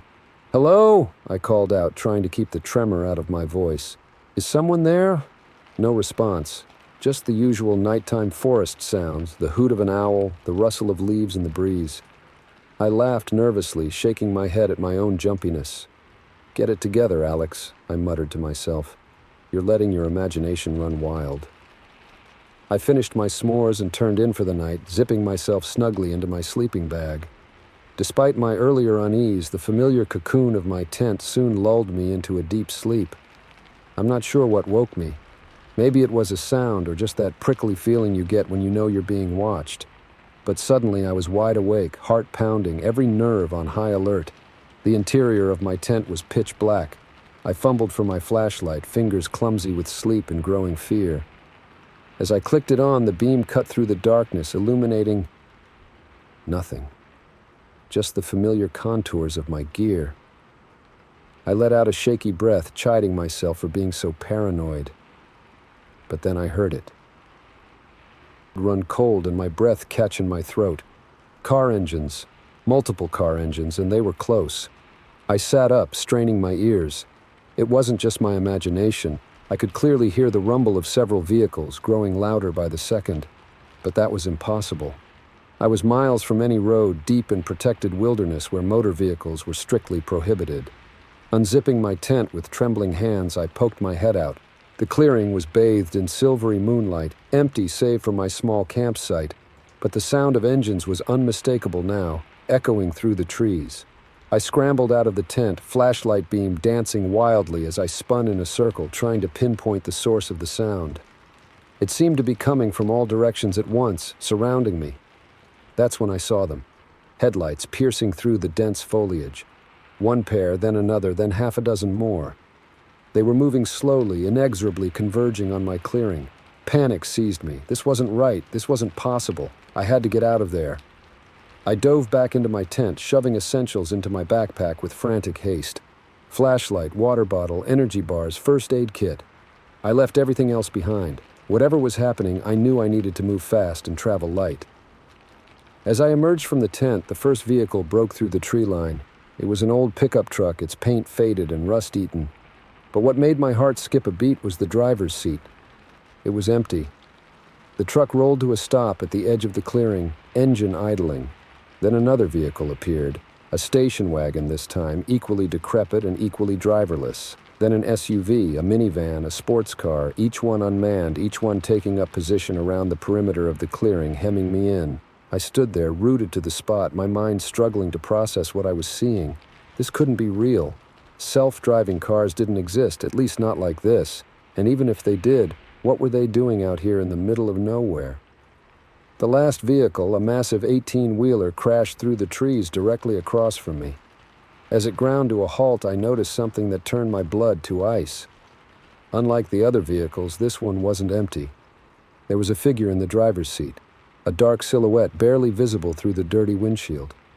As I watched, paralyzed with fear, the figure turned its head towards me. Where its face should have been, there was only darkness, a void so deep it seemed to absorb the very moonlight. That's when I ran. I don't remember making a conscious decision to move. One moment I was standing there, the next I was crashing through the underbrush, my backpack bouncing painfully against my spine as I fled. Behind me, I heard the roar of engines coming to life. Headlights swept across the forest floor as the vehicles gave chase, somehow maneuvering between trees that should have been far too closely spaced for them to pass. I ran blindly, branches whipping at my face, roots threatening to trip me with every step. My lungs burned and my legs ached, but terror kept me moving. The sound of pursuit was constant, sometimes fading slightly only to surge closer again moments later. I don't know how long I ran. Time lost all meaning in that nightmare chase. But eventually I broke through the tree line and found myself on the edge of a steep ravine. Far below, I could hear the rush of a river. The engines were close now. I could see headlights bobbing through the trees behind me. I was trapped. In that moment, with the phantom vehicles closing in and that faceless driver's empty gaze boring into my soul, I made a choice. I jumped. The fall was both endless and over in an instant. I hit the icy water hard, the impact driving the air from my lungs. Immediately, tumbling me head over heels as it carried me downstream. By some miracle, I managed to keep hold of my backpack. Its buoyancy helped keep me afloat as I was swept along. When the river finally calmed enough for me to swim to shore, I dragged myself onto the rocky bank, coughing and gasping. I lay there for a long time, shivering and aching, listening for any sign of pursuit. But there was nothing, just the gentle gurgle of the river and the rustle of leaves in the breeze. When I finally gathered the strength to move, I found a small cave to shelter in for the rest of the night. As the adrenaline wore off, I tried to make sense of what had happened. Had it all been some kind of hallucination, a vivid nightmare? But the scratches on my arms and face, the soaked clothes, and the lingering terror in my gut told me it had been all too real. It took me 2 days to find my way back to civilization. I never reported what happened. Who would believe me? But I've spent countless hours since then researching, trying to find any similar accounts or explanations for what I experienced. I haven't found any answers, but I have found others who've had encounters in those woods. Hikers who've heard phantom engines in areas where no vehicles could go. Campers who've seen strange lights and empty cars appear and disappear. I don't go camping alone anymore. In fact, I avoid the deep woods altogether if I can help it. Because now I know that in the darkest parts of the forest, where the trees grow thick and the shadows run deep, there are things that defy explanation. Things that hunt. And sometimes the most terrifying monsters aren't the ones that growl or howl or roar. Sometimes they come with headlights and engines, driven by beings that have no right to exist in our world. So if you're ever deep in the wilderness, far from any road, and you hear the sound of approaching engines, run, and don't look back, because some things once seen can never be unseen, and some chases, if they catch you, don't end with mere death. The forest keeps its secrets, and some of them are darker than we could ever imagine.